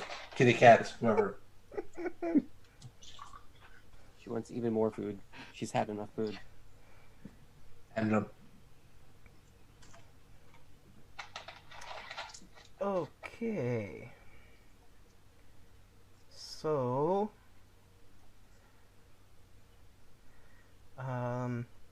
you continue along your travel, kind of about mid-afternoon, reaching Coneyberry. I must say the reason that I am holding off on the specifics of his looks is because he is wearing his hood, and he has like a sort of, it's like a ninja like bandana sort of over his mouth and nose. Okay, yeah, that's fair. And no, I'm not copying Thief, people. I'm not copying Thief at all. My own looks here. My own ideas. So you eventually find yourself in the abandoned town of Coneyberry, which is eerily silent except for the whistling of the wind as it blows through the settlement's burned and crumbled down structures.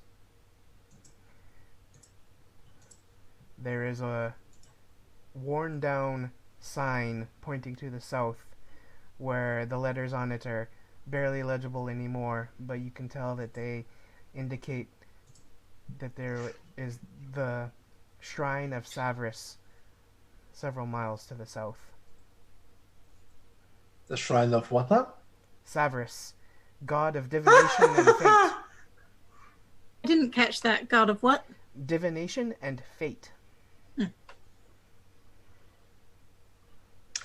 Suddenly a Babylon 5 thought. So, I don't actually have a map for Coneyberry, it seems. What? It's Um, that abandoned? As you guys, yeah, it's completely abandoned. Like, most of the buildings are just in ruins. I was here several years ago. There was only a few people around. It wasn't as dead as this, but I'm surprised that there's no one here.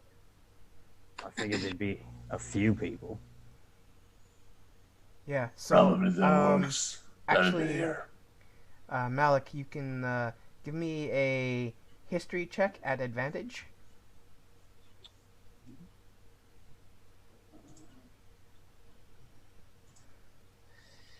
History is somewhere. Oh, there it is up there. Oh, Wow. Oh, 7. Come on. Well, that's enough to know that around that time, a couple of years ago,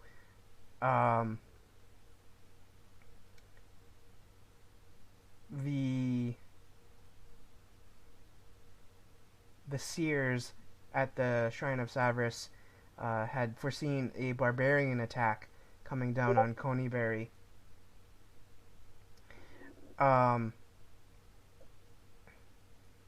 And so you know that it was this barbarian attack that had kind of caused Coneyberry to become the abandoned wasteland that it is now.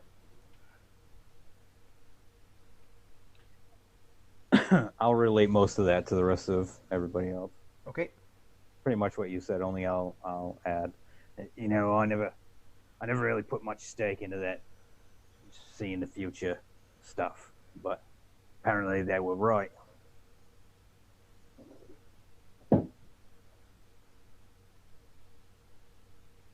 So are we here to assess the damage, or if we search for survivors, or what's...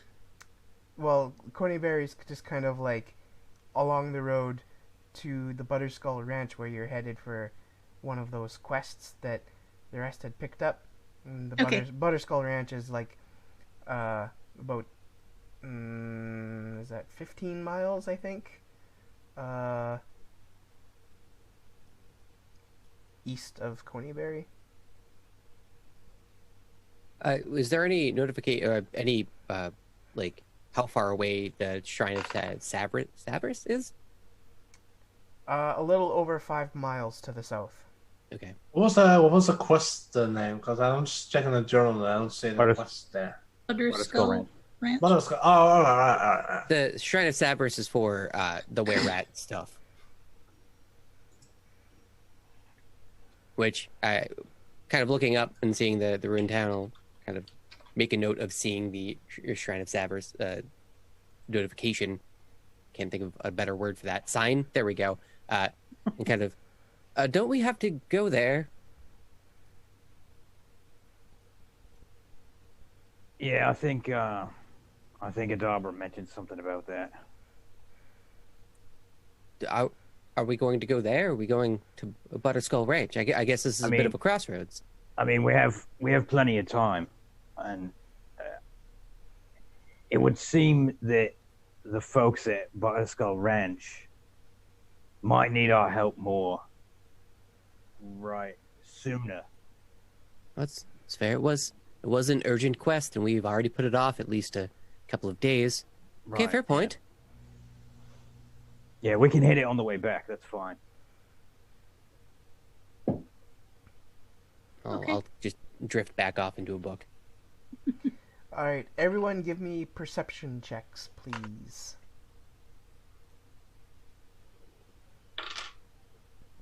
Perception. Oi, oi. 3 plus whatever. Did you say 3?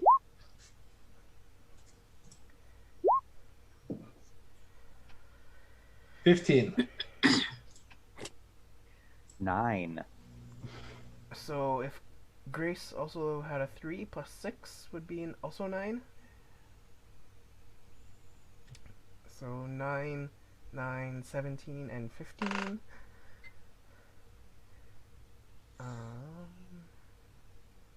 Where did this go?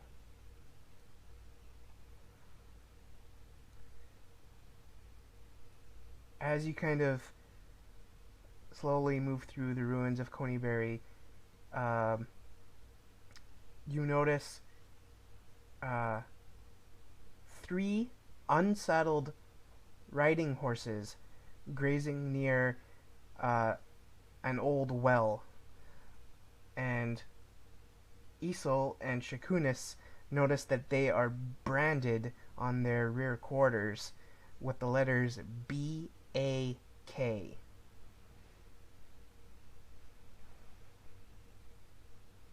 I'll just point at it. Hope that someone notices.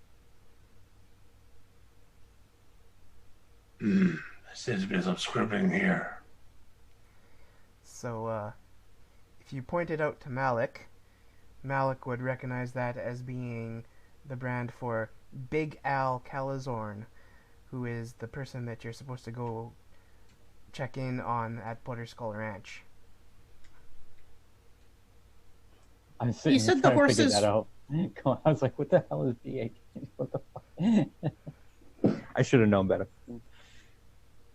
But yeah, that's the guy at Butterskull Ranch, yeah. He must have lost a couple of his horses. Are they unbridled as well as unsaddled? They're just running free? Yes. There seems to be, like I said, it's completely abandoned here. There's no one around. The horses have wound up here somehow.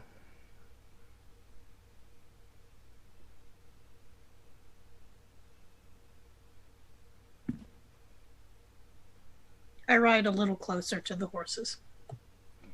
Okay. Because the smells and soldiers just walks around just inspecting the ruins to see if there's anything. If anyone who is approaching the horses, please give me an animal handling check. Yeah, I am going to get off my horse and start to walk over to the horses. Okay. Well, so Killian has suspicions that the orcs that we encountered earlier has probably something to do with it. 9 plus 1 is 10. I was a 26. Dang. Damn, boy. You got your skill handling them horses, don't ya? Yeehaw! So, the one that Grace approaches startles a little bit and dashes away about 30 feet away from her before kind of standing aloofly, just kind of looking. But the one that Malik I approaches... turned my horse away like I really wasn't interested in that horse at all. Okay. Malik is able to come right up and is able to walk right up next to the horse that he was approaching. All right, I'll walk up to it and I'll start patting it on the neck, right? Okay. And I am going to cast Speak with Animals. Ah. Okay. And I'll say, what are you and your friends doing here? So,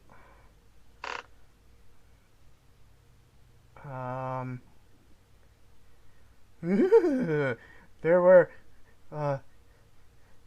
orcs. They came and attacked the farm. Took Al hostage. We escaped. Did they hurt anybody?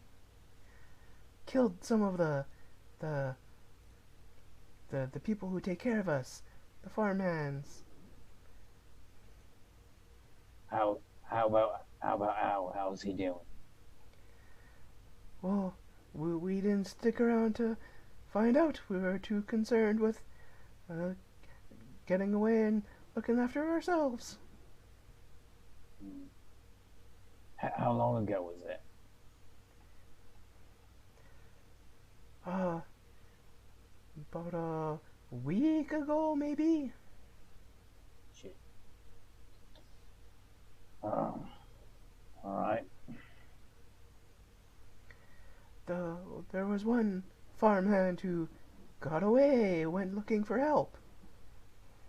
Really, which way did he go? Do you know? The way that you came from. Yeah. I don't think we ran into him. Well, I'm very sorry that you lost your home.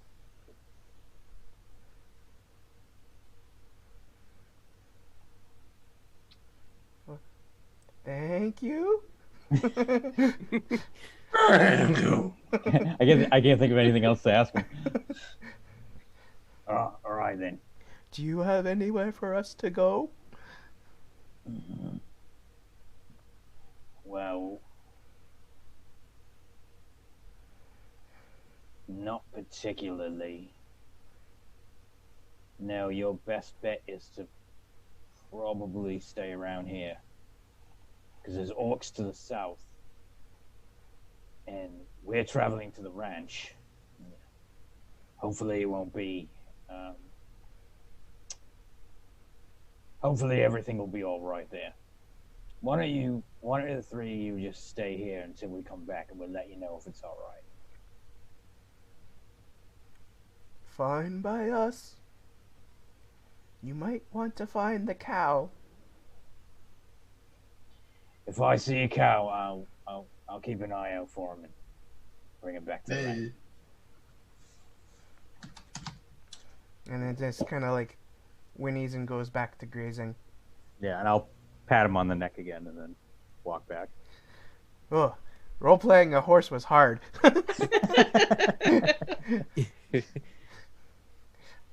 Well, I've never seen it done before, so well done. So I'll get back to everybody else and say, I think we might be a little too late for Butterscotch Ranch. According to the horses, there was orcs that attacked about a week ago. I mean, we should still go check it out just to make sure, but, you know. That's exactly what your quest says.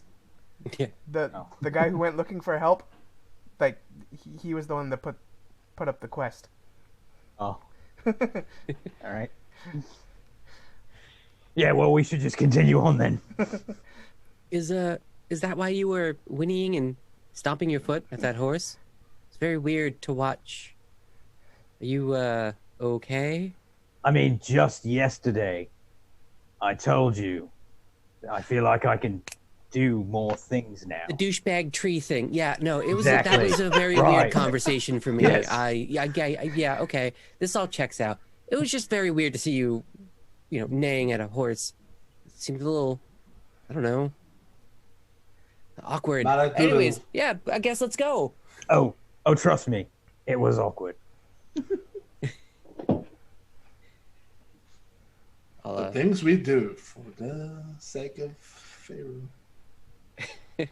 Yeah, I'll kind of just go back to reading. So while Malak talk to the horses. Enough. Did Shakuna see anything out of the ordinary around the ruins, or No, there is absolutely nothing of note. just the BAK? Yep. On that, yeah, All that's branded on the horses, identifying Ah. them as Big Al's horses. Oh, okay. Yeah, let's just press on.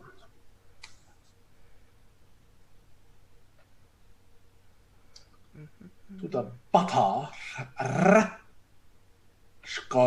Ranch.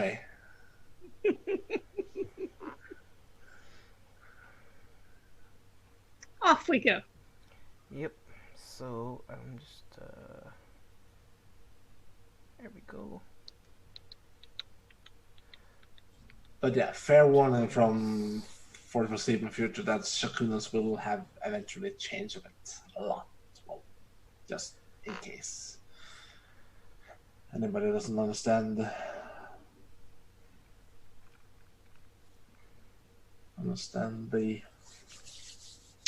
things have been occurring.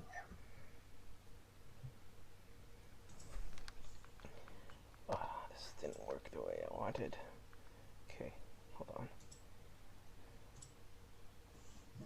There we go.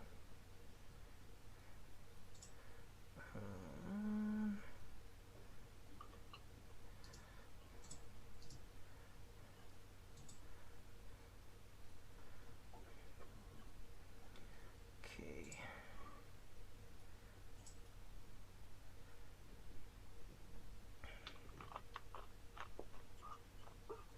As we ride along, I'll say, Shakunis, that's quite an interesting new look for you. You'll definitely blend in a lot better.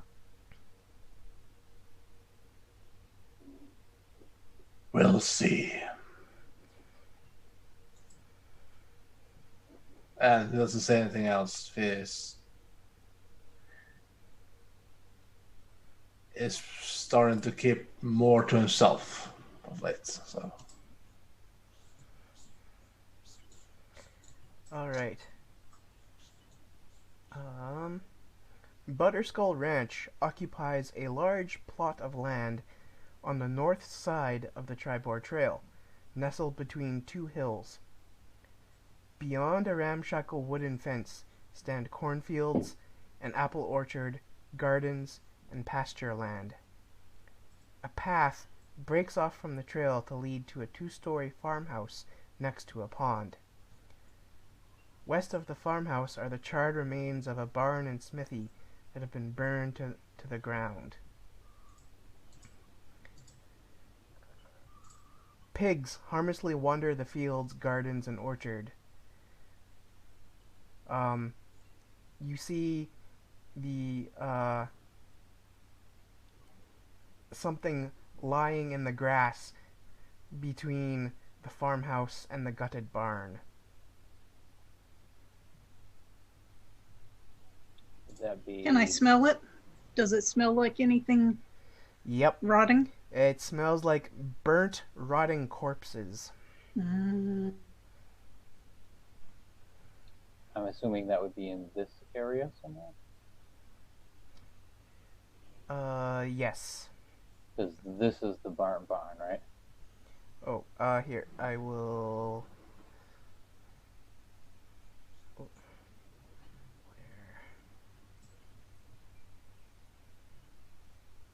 Where? This is the barn. Oh, okay.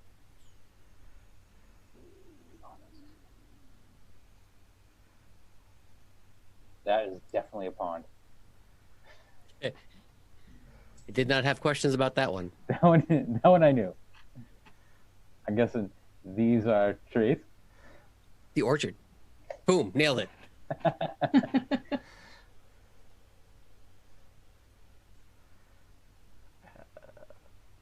well, I guess I'll ride a little closer to the dead, burnt bodies and see what I can figure out. So, yeah, the bodies would be... Yeah, I'll follow along. Shakuna's probably just gonna ride along towards the entrance. Well, toward here. and have a little look around.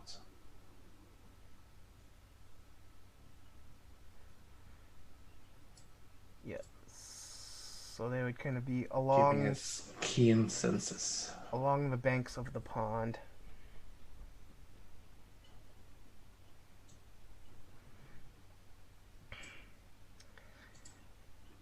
And as you ride closer, you can hear raucous sounds coming from the farmhouse. Lots of guttural bellowing.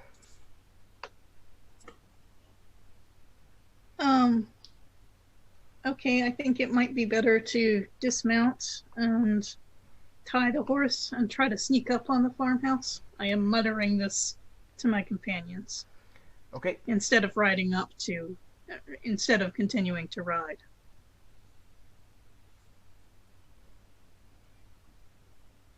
I think that might be a good idea. Oh, I have a great idea for this. And then I will, as we kind of approach towards the barn where we're, I assuming, tying up horses there far away enough from the farmhouse, I'll just reach a hand out to Shakunis and just make us both invisible. Okay.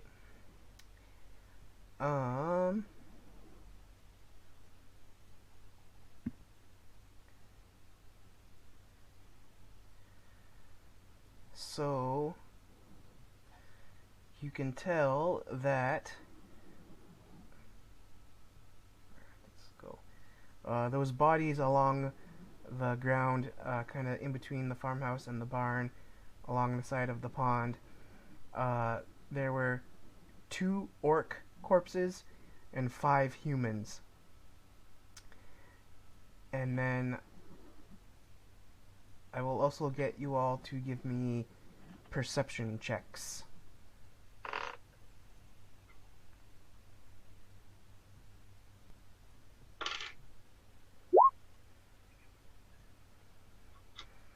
+10, I think. 10 plus 6, so 16. What is 6?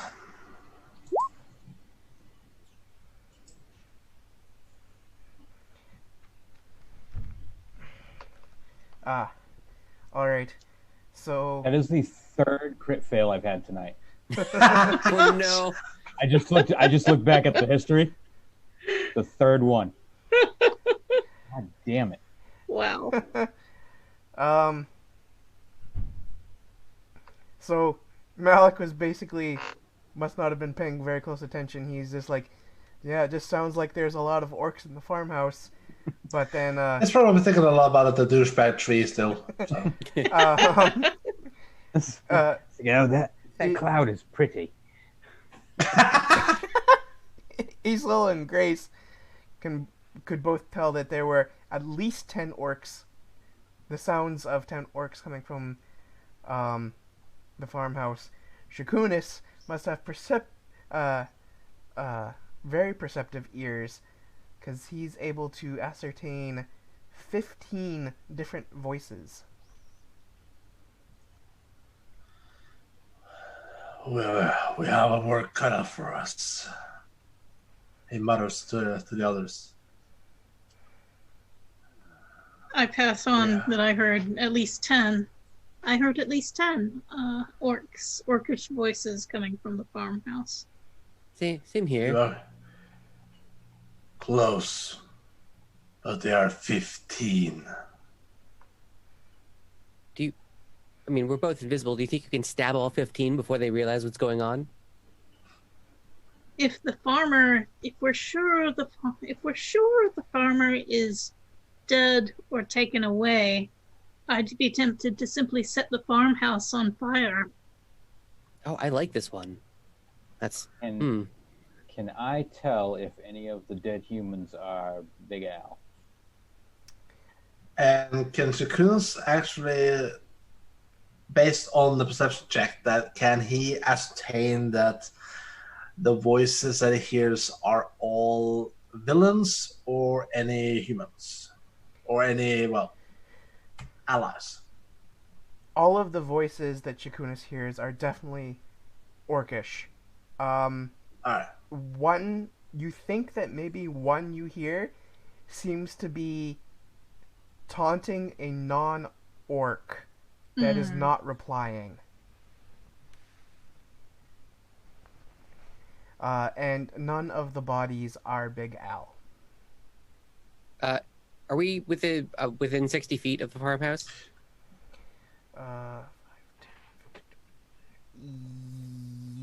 Yes, you're probably about 40, 45 feet away, I think. Okay. These are supposed to be 5-foot squares, I believe. Great. Where are you? There it is.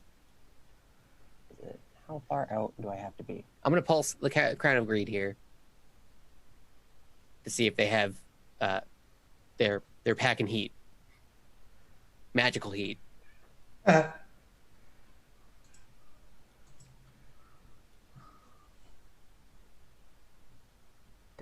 Hold on.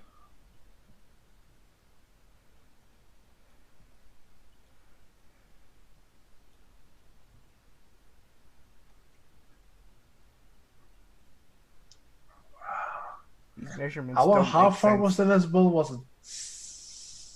How far does the invisibility lasts for an hour, so okay. We got time. Okay, so it doesn't matter if it's distance. All right. I would just rather have the rogue be invisible with assassinate as soon as humanly possible to do crit damage to anyone at any point in time. Yeah, because he is gonna sneak up towards the farmhouse and inspect it. I'll actually keep Hemingway not invisible outside, like directly next to me, so my teammates can know where I am. Because otherwise, this is just going to be a nightmare. Can Isel tune into any other creature that is friendly other than Hemingway? Hemingway can turn into a creature, but I have to recast and find friends, which requires incense and all that fun stuff. And I'd rather not do that. Because it's a lot. A lot of incense. Yeah, because either Hemingway or Sunio could actually go inside the house and stealthily sneak around while being the ice. Oh yeah, that can totally be a thing. I just want to. I'm pulsing out the Crown of Greed first to make sure that they don't have magic weapons, because I'm scared that would kill me instantly, most likely. The measurements on this map make no sense. That farmhouse is supposed to be like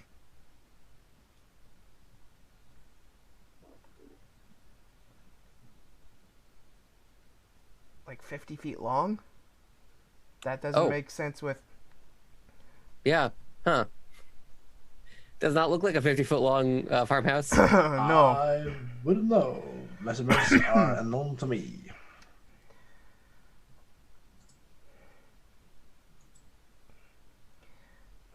So you're pulsing the Crown of Greed.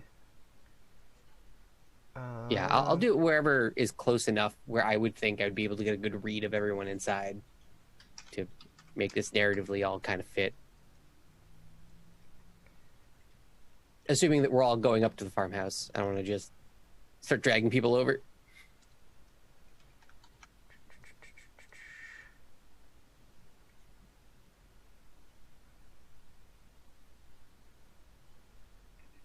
Thanks for now.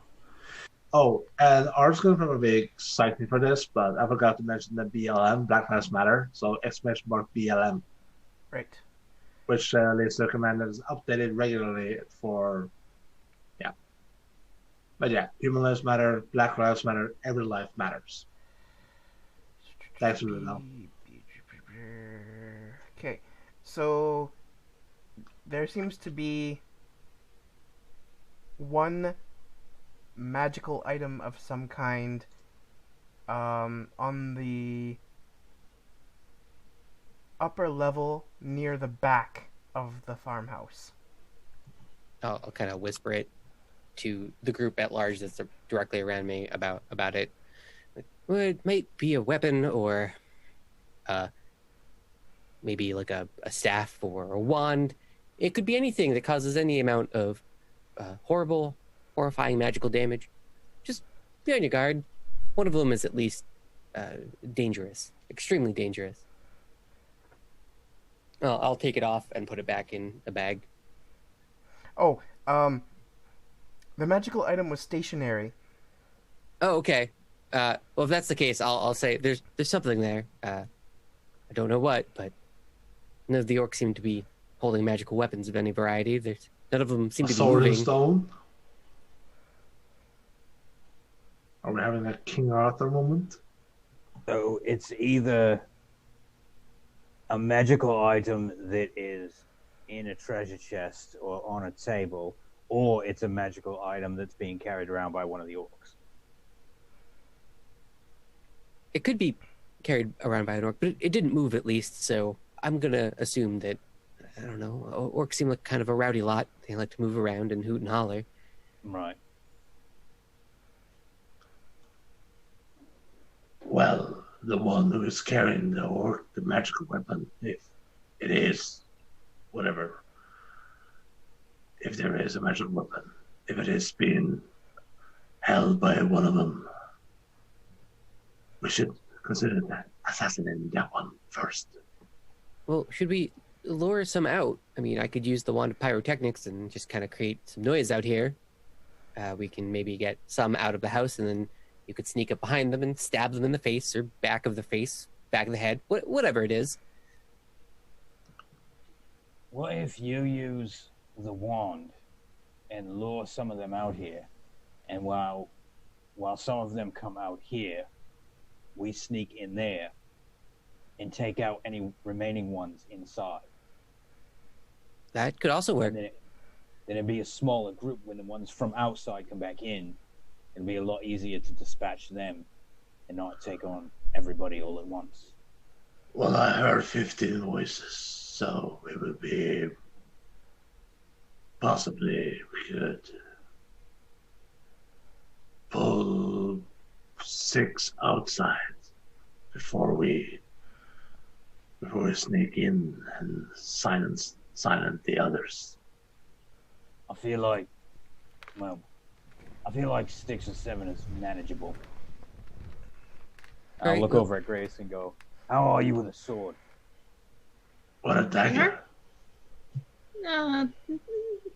I can use a dagger, but I'm better with a sword. All right. Well,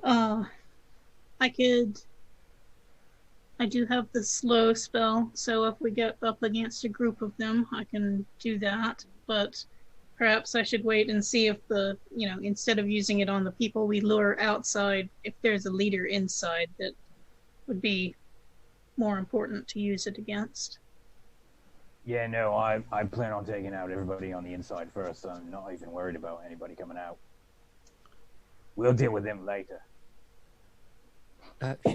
Should we all get in position then? I don't mean to rush us, but it's just I cast a spell a little too early. I was a little too excited to see a rogue just obliterate somebody.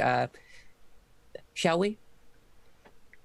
Before we start, I will go ahead and just give everybody bardic inspiration. You and you and you, all. Let's go do this thing. You get inspiration, and you get inspiration, you get inspiration, and you're all breathtaking. You're all awesome. Let's do this.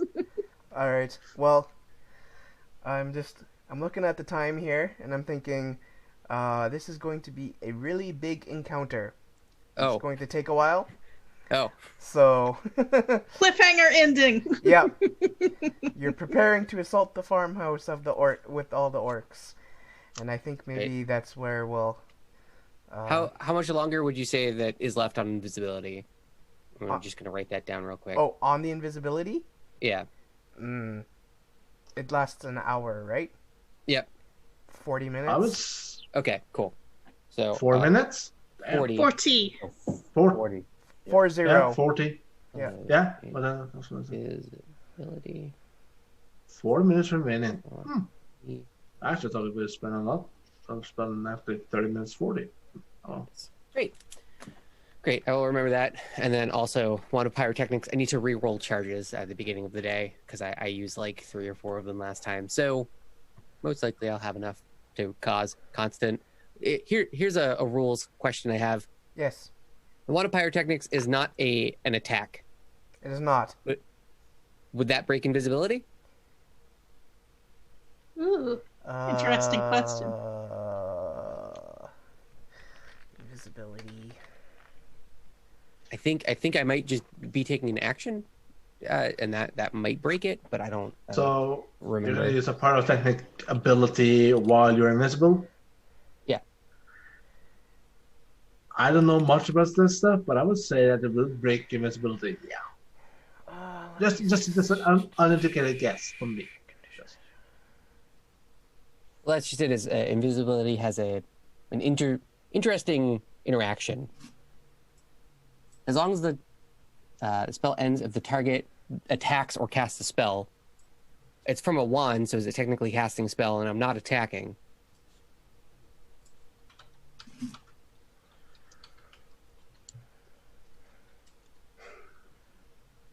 Just saying.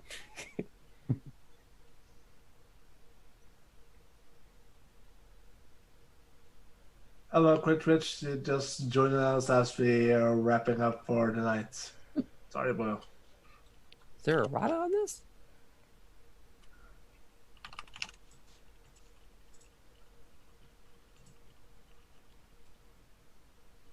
Spell ends for a target that attacks or casts a spell. And the Wand of Pyrotechnics. Just make it in time for next time, Great Rich, because we're gonna have a very big battle on us now. I'm just getting Harry Potter responses. I just want a nice Jeremy Crawford reply. That's all. I don't need Harry Potter stuff. No comment from me on that one. Well, I say rules as written, using a charge of the Wand of Pyrotechnics is not an attack nor a spell, so it would not break invisibility. Yes. Wow. This is what I want. This is what I was hoping for. That is purely as written, so that's what I'll go by. Wow. Coming in with those big brain plays, I'm telling you. And so I'll be out here causing a commotion. Don't mind Great. me. Because That's you great. can hear the explosion up to 300 feet away of the Wand of Pyrotechnics. So I can just lure them around in a big circular fashion for a while. It'll be great. Yeah, good plan. Good plan. So what? Okay, so you have your new spells and abilities now at your level 5, right? I do, yeah. I think we Yeah. all. Yeah, I know we all have, but I'm talking about you specifically now. So, oh my Ooh, God, and Look Arvin who everyone in dropped chat. into chat. Arv finally showed up. I was wondering if he was going to. The man shows up at the most weirdest times. Arvin, get out. Go I'm be with picturing family. him, by the campfire with his phone, with the rest of the family already fallen asleep. No, you don't know how to stealth. I know how to stealth more than you. Well, Shakun knows anyway. But Well, all the fancy new spells I have don't really Yeah. do. You try to solve using a spell is solving a problem, right? So if I can use a spell that's written or worded in a certain way to solve a problem in a more interesting way, I like that. That's what I'll always try and go for. Especially since a warlock will always upcast spells, so every spell is third level third level spell for me, which means invisibility is totally worth. It's my other one is tongues. I don't think that's gonna be worthwhile here. I don't think I need to talk to them to know that they're gonna punch my face in. I think the body language will kind of give it away. yeah, I'm just thinking about the fact if you actually don't have any spells left and there's still more to kill outside. That's why Yeah. Eldritch Blast exists. I can start picking them Oh. off from a distance and run. Okay, so you can use that almost infinite. That is your basic attack. Yeah, that's why warlocks end up Okay, being a very okay, good okay. one level Then yeah. If I was just a drained human being after I used my spells, I would be a little worried. I don't think this class would be very viable, but that is not the case here, at least. Yeah, I Warlock. Because I Warlocks was get considering like actually leaving you with the shock dagger. Actually, just Oh in no, case. no, do not do that. You're gonna definitely need it to obliterate an orc face, and I can always fly up to the roof if I need to with my wings. So I'm not. No need to be too worried. I try to understand the ASMR, the plain touch, but Yeah, no, I got this on lock. I got the outside strats on lock. You guys go inside. You do your Raka just said something profanity, so I'm wondering what's up now. He was Raka, what is it? impressed with my planning. That's all it was. no, because because Isel has wings. Yep. And what I was thinking was I was hoping maybe one of us had a grappling hook so we could go in through this window up here on the 3rd floor. Yes. Who needs a grappling hook? But if Isel can I'm a weak fly boy. one of us up there. I'm a Fly tiny me up weak there. boy. Fly me. The barn is already burned down. It's a I real think barn burner tonight. And if it wasn't for the fact that they're pretty sure that the orcs have like the ranch owner hostage inside the house, they were just gonna burn the house down. It's an I effective. think that would have been a good plan if effective way. it hadn't been for the hostage inside. Kill everything. It worked. It's beautiful. But Very I simple. mean, Right? I could have Revivify on me, and we could be true monsters, kill them anyways, and I could just run in and Revivify them. Kill them all and sort it out later. That true neutral party, the very rare mystical unicorn of the true neutrals.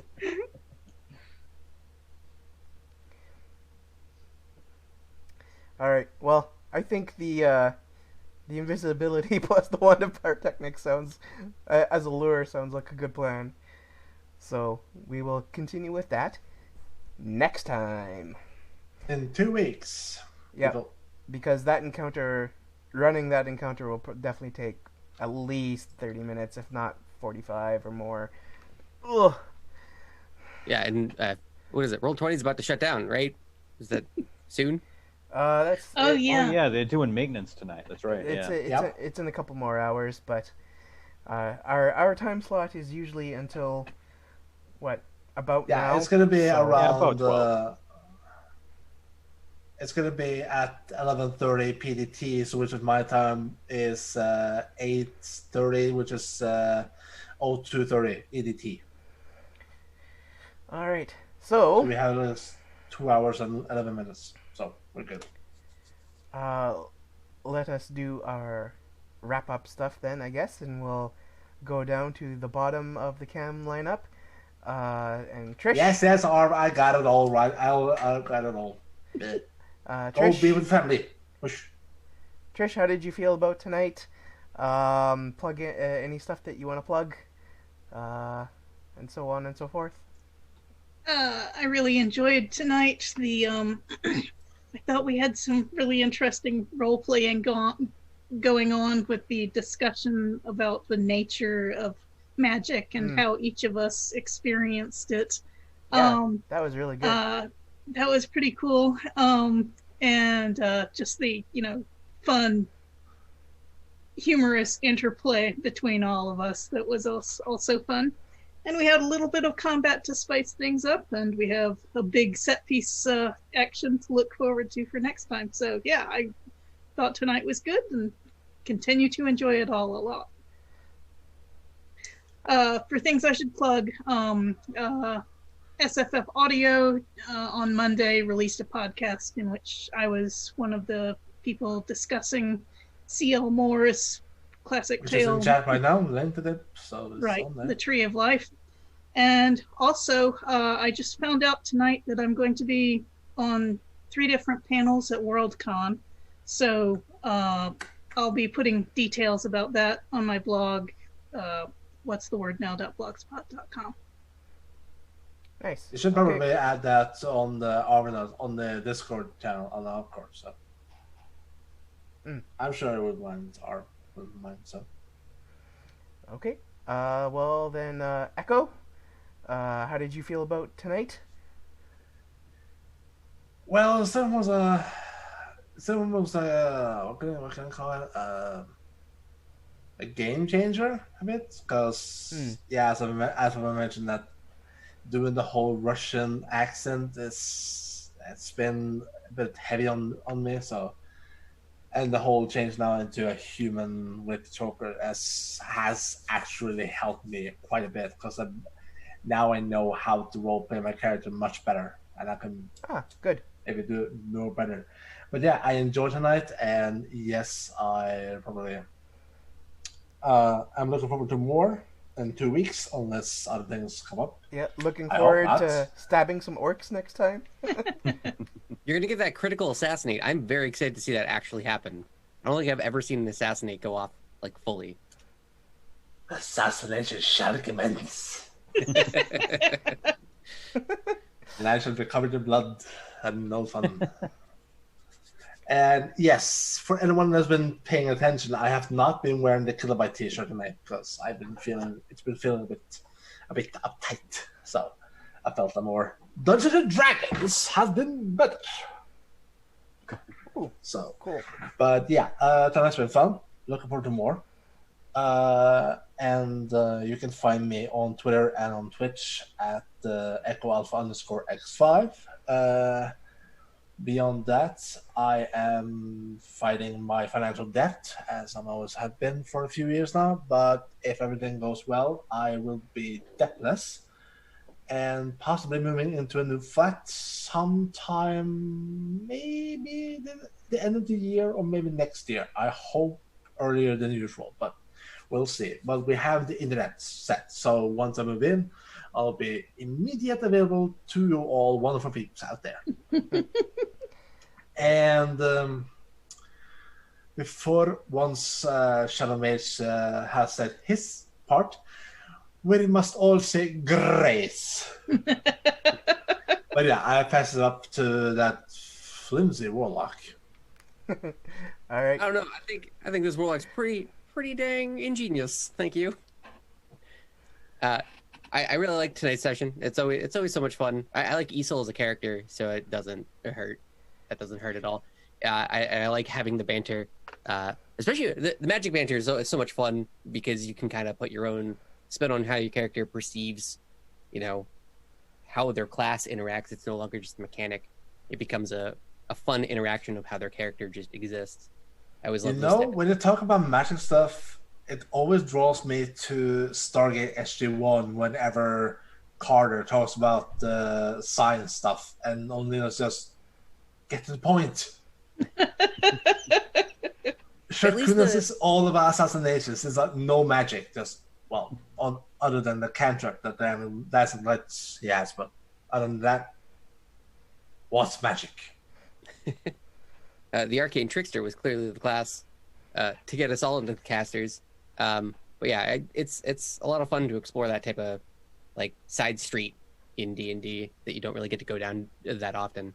I stream on No Quarter TV _ somewhere in there. Put it in anywhere between the no, the quarter, the N, and the O.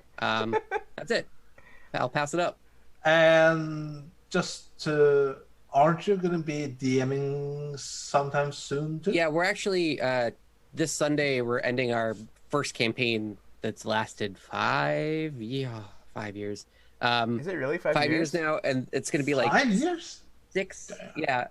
I mean, we've only had like 80 some odd sessions. Not like we've been. There was a kid and a wedding, and people got jobs, and so this has been a very long time closing out. We're wrapping up with like a 6-hour long, almost all day session of us doing the end of our Curse of Strahd extra stage, essentially D&D campaign. And then So that's gonna be on Sunday. That's this Sunday, and then 2 weeks or 3 weeks from now, it really depends on how Session Zeros go. We're going to be starting up a new campaign in my own setting where I DM. That's daunting. I'm not looking forward to that yet. I might in 2 weeks. Who knows? Well, you have always us to help out, so yeah. Yeah, Shadow Mage good. is his DM and everything, and Arm and everyone too. So I'm sure he's capable. So I'll just say good luck. Hey, thank you. yeah, we'll say good luck from here too. I'm sure it'll be fine. All right. We'll see. Is there anything else you wanted to add, or shall I pass it on up No, we can pass that right on up. to Rockgod? I liked it. I had fun tonight. The whole conversation about magic that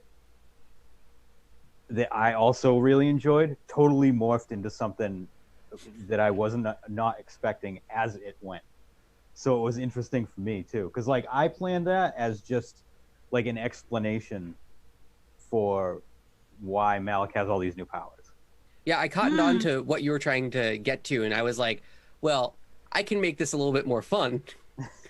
So I started steering it slowly off course. Right? Yeah. That was great. Yeah. But yeah, super fun. I liked it. Yeah. I realize this is now 2 sessions in a row that we've not had any combat, but next time we're opening up with lots of combat. So. And I'm hoping it's going to last longer than just 30 minutes to 45 because 15 voices and 30 minutes of combat? No. Yeah. I guess it doesn't really count as combat to be shot at while you're running away. Yeah.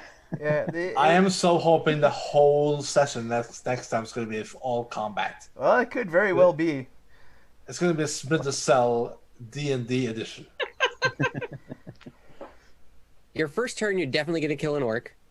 Your second turn, probably you'll kill another orc. Malik will have killed an orc with the help of Grace. I'll be outside running around screaming the entire time. Or flying. It probably won't take more than like 5 to 6 rounds to kind of get everything handled on the inside. But who knows? It could always go horribly wrong. I could mess up and not be invisible anymore. Yeah, I mean, knock on wood, man. You're I don't also have any wood around me. you're also assuming no. you're also assuming regular monster manual orcs. Mm. Oh no. This is Shadow that's Mage fair. we're talking about, people. This is Shadow Mage we're talking about. So, yeah. If I've given you all these cool toys, I need to ramp up some difficulty. Yeah, right? Exactly. That's right. We're going to have to use them, I'm sure. Yeah. 5 snakes immediately. All right. I also thought things went pretty well tonight. I had fun. Make sure to check out all of our stuff via the check commands with Arv Things, Arv Shop, Greyshade KS, Library, Icarus. Make sure to this is the last call for the Chat Chosen Game of the Month. So if you Okay, haven't... peeps, so get in the votes, because right now it is King's Quest is still holding the lead at 4-2-2. With King's Quest and R get to choose which King's Quest he'll stream, and the others are Night Night, which is a Papers, Please nightclub edition, and Pathway, which both of them are at 2 votes. So getting the final votes, because let's give it a countdown at 10, 9, 8, 7, 6, 5, 4, 3, 2, 1, and let's just wrap it up. So it's going to be King's Quest, people. So it looks like Arv will be playing King's Quest this month. King's Quest, whichever he chooses. So don't even think about influencing him. And then We should also remind people about the stuff coming up on Saturday, these special events. yes, the make sure to come July by. Con. Make sure to come by on Saturday, starting at 12 p.m. Eastern Daylight Eastern. Time for the start of That's the panels. The panel show? I believe there are panels every hour through either 5 or 6 o'clock. I think until 6 p.m. and then a 2-hour break. And then And there's then a break. the and game. Then, and then there's the Rick Riordan, and then the Rick Riordan Presents Authors D&D event Saturday night, which which has Will Sobel GMing with players Carlos Hernandez from Master Genesis, Star Wachara, Kwame Mambalia, Junhan Lee, Taylor K. Major, and Rick Riordan as players. Yes. The bit of a charity. Thank you, Echo. All right. Karma. Am I missing anything? Yes, I'm not. All right. So thank you everybody who is here watching. This And is yeah, we should actually consider giving. We should actually, if any mods and Jack could give a shout out to No Quarters, because yeah, can do that. Just, What? yeah, because we have to. Come on, you're part of the team now. You're part of the family, man. My stream is. Yeah. Oh come on, man! We're gonna be DMing sometime, man. We're a nice, relaxing, tiny stream. We don't need Hey, any of that so- fancy shout out business. So are we somewhat, but hey, we're still looking out for fellow tabletop role playing. Actually, for the next campaign, we're going to be joined by 2 new people as well, potentially 3, honestly. So, but we'll be seeing the last of Retro for a quite a bit. So it's kind of a bittersweet whole thing. Hey, it was bittersweet too when Archon 2018, I believe, wrapped up Rise of Tiamat and we lost TikTok. Oh my god, the emotion on that one. Oh, Anyway. so we know the feels.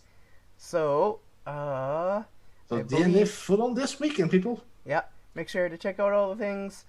These shadows are now going into the drift. Good night, everyone. Good night. Night, everybody. Till next time. Away with the other hand too.